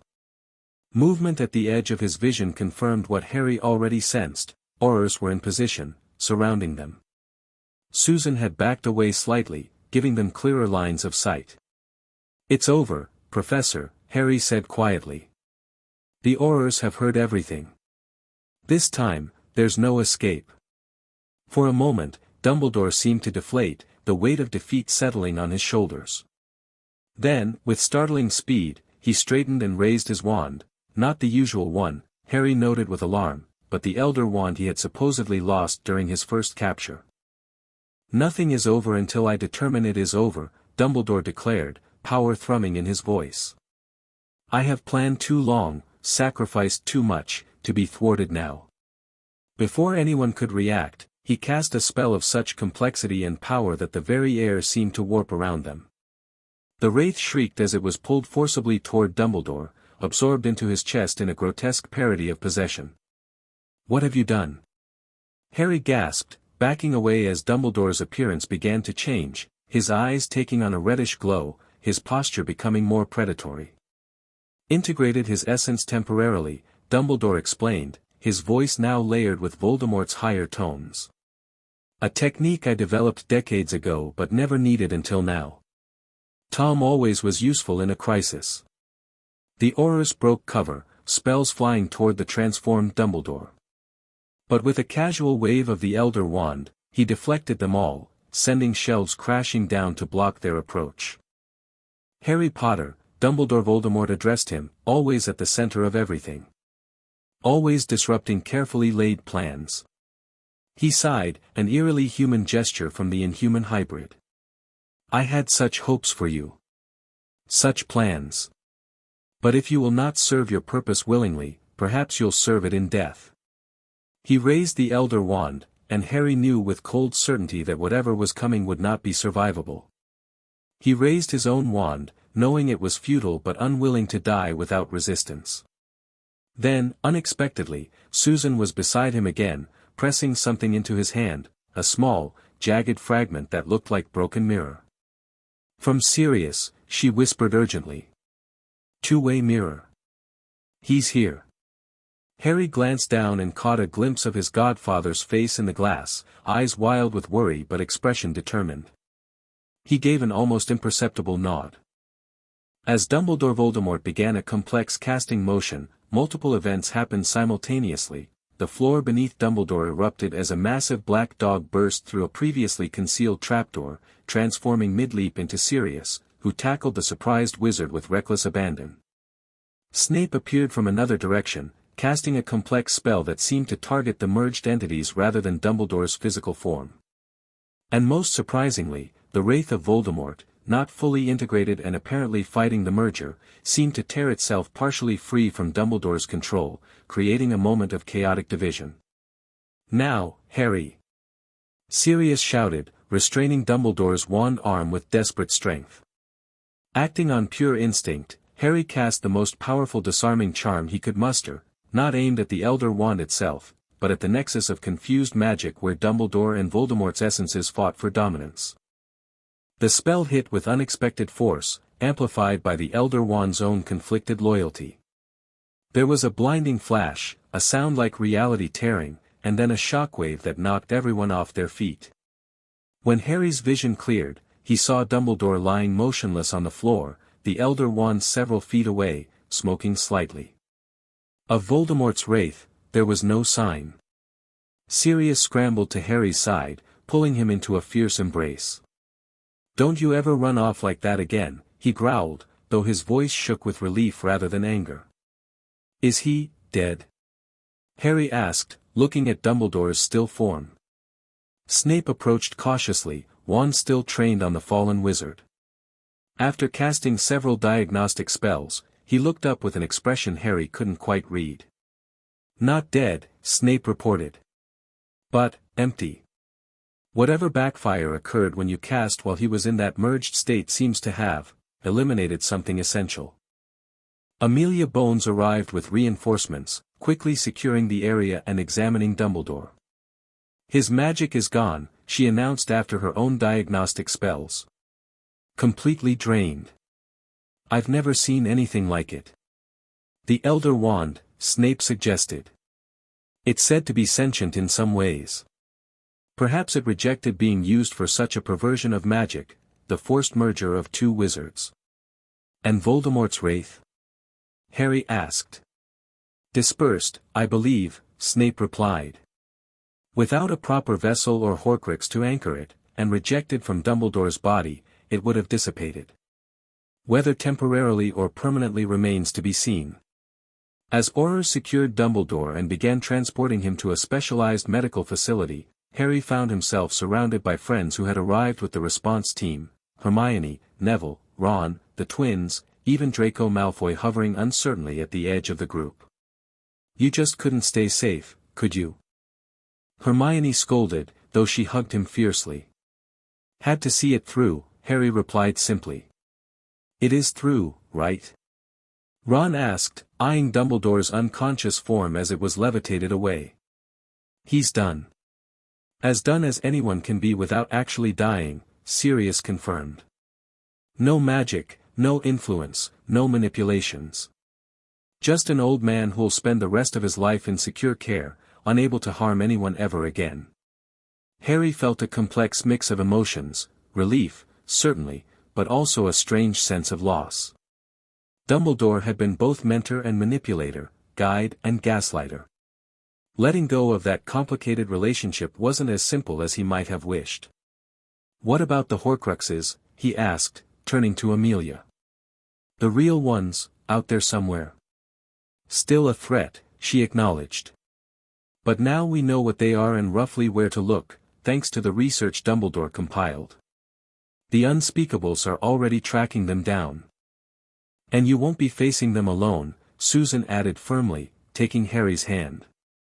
"None of us will be alone against any threat anymore." That was Dumbledore's method: isolate, manipulate, control. We know better now. In the days that followed, the wizarding world struggled to process the final fall of Albus Dumbledore. The Daily Prophet ran special editions detailing the centuries of manipulation, the creation of Voldemort as a controlled opposition, the prophecy tampering, the planned sacrifice of Harry Potter, all of it now public record from the trial and final confrontation. For many, especially the older generation who had revered Dumbledore their entire lives, acceptance came slowly. Some refused to believe even with evidence, suggesting complex conspiracy theories or claiming Dumbledore had been acting for genuine greater good. But for the students who had experienced freedom from compulsions, who had reconnected with their authentic selves and abilities, there was no going back. A new generation was emerging, one immunized against the kind of manipulation that had shaped the previous century. Hogwarts itself underwent the most dramatic transformation. With Dumbledore permanently removed and McGonagall retired to recover from her compulsion damage, leadership passed to an International Educational Council until permanent solutions could be implemented. The sorting system was reimagined as a periodic personal assessment rather than a one-time deterministic placement. House rivalries were reframed as friendly competition rather than identity-defining separation. And most importantly, mental autonomy became a core value of magical education. Students were taught to recognize and resist compulsion in all its forms. 1 month after Dumbledore's final defeat, Harry stood on the shore of the Black Lake, skipping stones across its dark surface. The late autumn air was crisp, carrying the scent of fallen leaves and wood smoke from Hagrid's hut. "Thought I'd find you here," Susan said, approaching from the castle. "Escaping the celebrations?" Inside, the school was hosting a Freedom Festival, marking both Halloween and the 1-month anniversary of Dumbledore's fall. Unlike previous years, when Halloween had always been tinged with the shadow of his parents' murder, this year felt different, a genuine celebration of resilience and renewal. "Just needed some quiet," Harry explained as Susan sat beside him on the large flat rock that had become their favorite spot. "Still processing everything." "That could take a while," she observed with a smile. "Finding out your entire life was manipulated by an elderly chess master with delusions of godhood isn't something you get over in a month." Harry laughed, a free, genuine sound that was becoming more frequent these days. "When you put it that way, it sounds almost ridiculous." "Most terrible things do, when you simplify them enough," Susan replied. "That's how we start to heal, I think.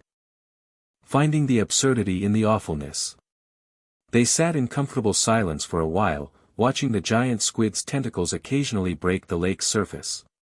In the distance, Sirius could be seen leading a flying lesson for younger students. His new role as assistant Quidditch coach suited his energetic personality perfectly. "And he sent an update on the Horcrux hunt," Susan said eventually. "They found and destroyed the locket yesterday. That's 3 down, just the cup and diadem to go. And then Voldemort is truly finished," Harry mused. "No more anchors, no more threat of return." "Does it bother you?" Susan asked perceptively. "That you weren't the one to do it, after everything?" Harry considered this. Under Dumbledore's compulsions, he would have insisted on being central to Voldemort's defeat, would have felt obligated to personally face every danger, fulfill every aspect of the prophecy. But now, not really, he decided. "I'm happy to let the professionals handle it. I'm 13, I should be worried about homework and Quidditch, not hunting soul fragments." "Definitely an improvement in perspective," Susan agreed, leaning against his shoulder. As the sun began to set, casting golden light across the lake, Harry reflected on how much had changed in just a few months. The loyalty charms broken, Dumbledore defeated, Sirius freed, friendships reconfigured based on genuine connection rather than manipulation. Even Snape, freed from decades of compelled bitterness, had developed if not warmth then at least a dry, sardonic mentoring relationship with Harry. "We're starting something new," Harry said suddenly. "Not just recovering from what was done to us, but building something better." "What are you thinking?" Susan asked, recognizing his tone. "A foundation," Harry explained, the idea taking shape as he spoke. "For detecting and treating magical manipulation. For supporting victims. For research into prevention. Using the Potter resources that were supposed to control me to help ensure no one else can be controlled the way we were." Susan's eyes lit up. "That's brilliant, Harry. The perfect response to everything Dumbledore did, taking his methods of control and turning them into tools for freedom." "The Autonomy Foundation," Harry suggested. "Or something less pretentious." "I like it," Susan assured him. "And I think a lot of others will too. Neville was just saying yesterday that his grandmother wants to establish scholarships for students affected by compulsion damage." As they walked back toward the castle, where warm light spilled from every window and the sounds of celebration drifted across the grounds, Harry felt a sense of purpose unlike anything he'd experienced before, not a purpose imposed from outside, but one growing organically from his own values and experiences. Dumbledore had seen him as a weapon, a sacrifice, a means to an end. But Harry Potter had become something the old wizard had never anticipated, a catalyst for genuine change, a symbol not of martyrdom but of resilience. The boy who lived was now, simply, the boy who lived on his own terms. And that made all the difference. 6 months later, the Autonomy Foundation was officially launched in a ceremony at the newly renovated Hogwarts Great Hall. Hundreds of witches and wizards gathered to support the initiative, many of them former victims of compulsion magic now reclaiming their authentic selves. Harry stood at the podium, looking out at familiar faces, Sirius beaming with pride in the front row, Snape watching with understated approval from the side, the Weasleys, Hermione, Neville, and dozens of classmates scattered throughout the crowd. Susan stood beside him, her steady presence a constant support as he prepared to address the gathering. 2 years ago, Harry began, I believed I knew who I was and what my future held. I was Harry Potter, the boy who lived, destined to face Voldemort, guided by the wise Albus Dumbledore. He paused. Every part of that identity was engineered through illegal loyalty charms, 29 of them, to be exact. A murmur ran through the audience.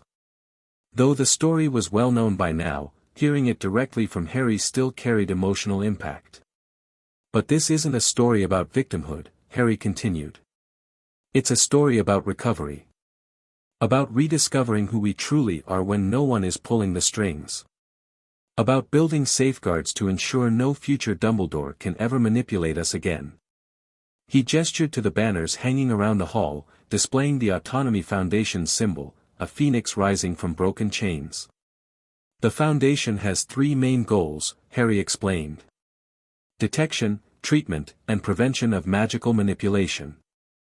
Thanks to the generosity of many families represented here today, we've already secured funding for specialized mind healer training, development of improved detection spells, and educational programs for every magical school in Britain.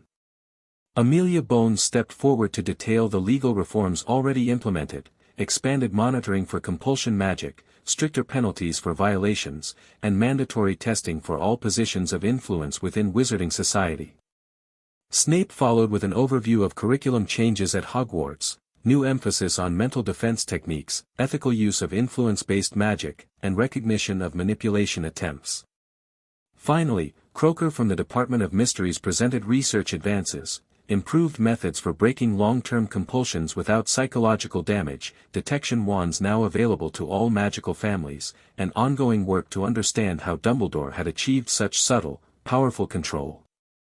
As the formal presentations concluded and the reception began, Harry found himself approached by one unexpected attendee, Narcissa Malfoy, who had come without her husband but with Draco at her side. Mr. Potter, she greeted him with formal politeness. I wish to personally thank you for your work. The Foundation's detection program identified 7 long-term compulsion charms affecting me, some dating back to my childhood. I'm glad we could help, Mrs. Malfoy, Harry replied, genuinely pleased. Every victim freed from manipulation was a victory, regardless of family name or past allegiance. Mother's been different since they were removed, Draco added, less formal than his mother but still somewhat reserved. Better. More, herself. That's the whole point, Harry said. Finding ourselves again. As the Malfoys moved on, Harry found himself continuously approached by well-wishers, supporters, and fellow survivors. The stories they shared revealed the true scope of Dumbledore's influence, generations of subtle manipulation, nudging society in directions that served his vision of the greater good. But equally powerful were the stories of recovery, talents rediscovered, relationships healed, authentic lives reclaimed. Even those who had supported Dumbledore most strongly were beginning to recognize the freedom that came with thinking truly for oneself. Late in the evening, as the celebration continued, Harry slipped away to a quiet balcony overlooking the grounds. The weight of public attention still felt uncomfortable at times, though he was learning to use his visibility to advance causes he genuinely believed in rather than roles assigned to him. Escaping again? Susan asked, joining him with 2 butterbeers. Just catching my breath, Harry replied, accepting the drink gratefully. It's been quite a day. Quite a year, she corrected. From 29 loyalty charms to starting a foundation that might change the wizarding world. Not bad for someone who's not yet 14. Harry grinned. When you put it that way. They were joined moments later by Sirius and, surprisingly, Snape, the two men maintaining their careful truce that, while not exactly friendship, had evolved into a functional professional relationship. Quite the triumph, Potter, Snape acknowledged, inclining his head slightly. Your mother would have been proud. Both your parents would, Sirius added, slinging an arm around Harry's shoulders. James would have loved seeing you turn the Potter fortune toward helping others reclaim their freedom. And Lily, well, she always did fight for the underdog. Harry felt a warm glow at the mention of his parents, not the idealized martyrs Dumbledore had presented, but real people with strengths and flaws who had loved him enough to die protecting him. There's still work to do, he reminded them. Voldemort's last Horcruxes, the remaining Dumbledore loyalists, the international implications. Always will be, Snape said dryly. But perhaps not tonight. Tonight, Sirius declared, raising his glass, we celebrate how far we've come.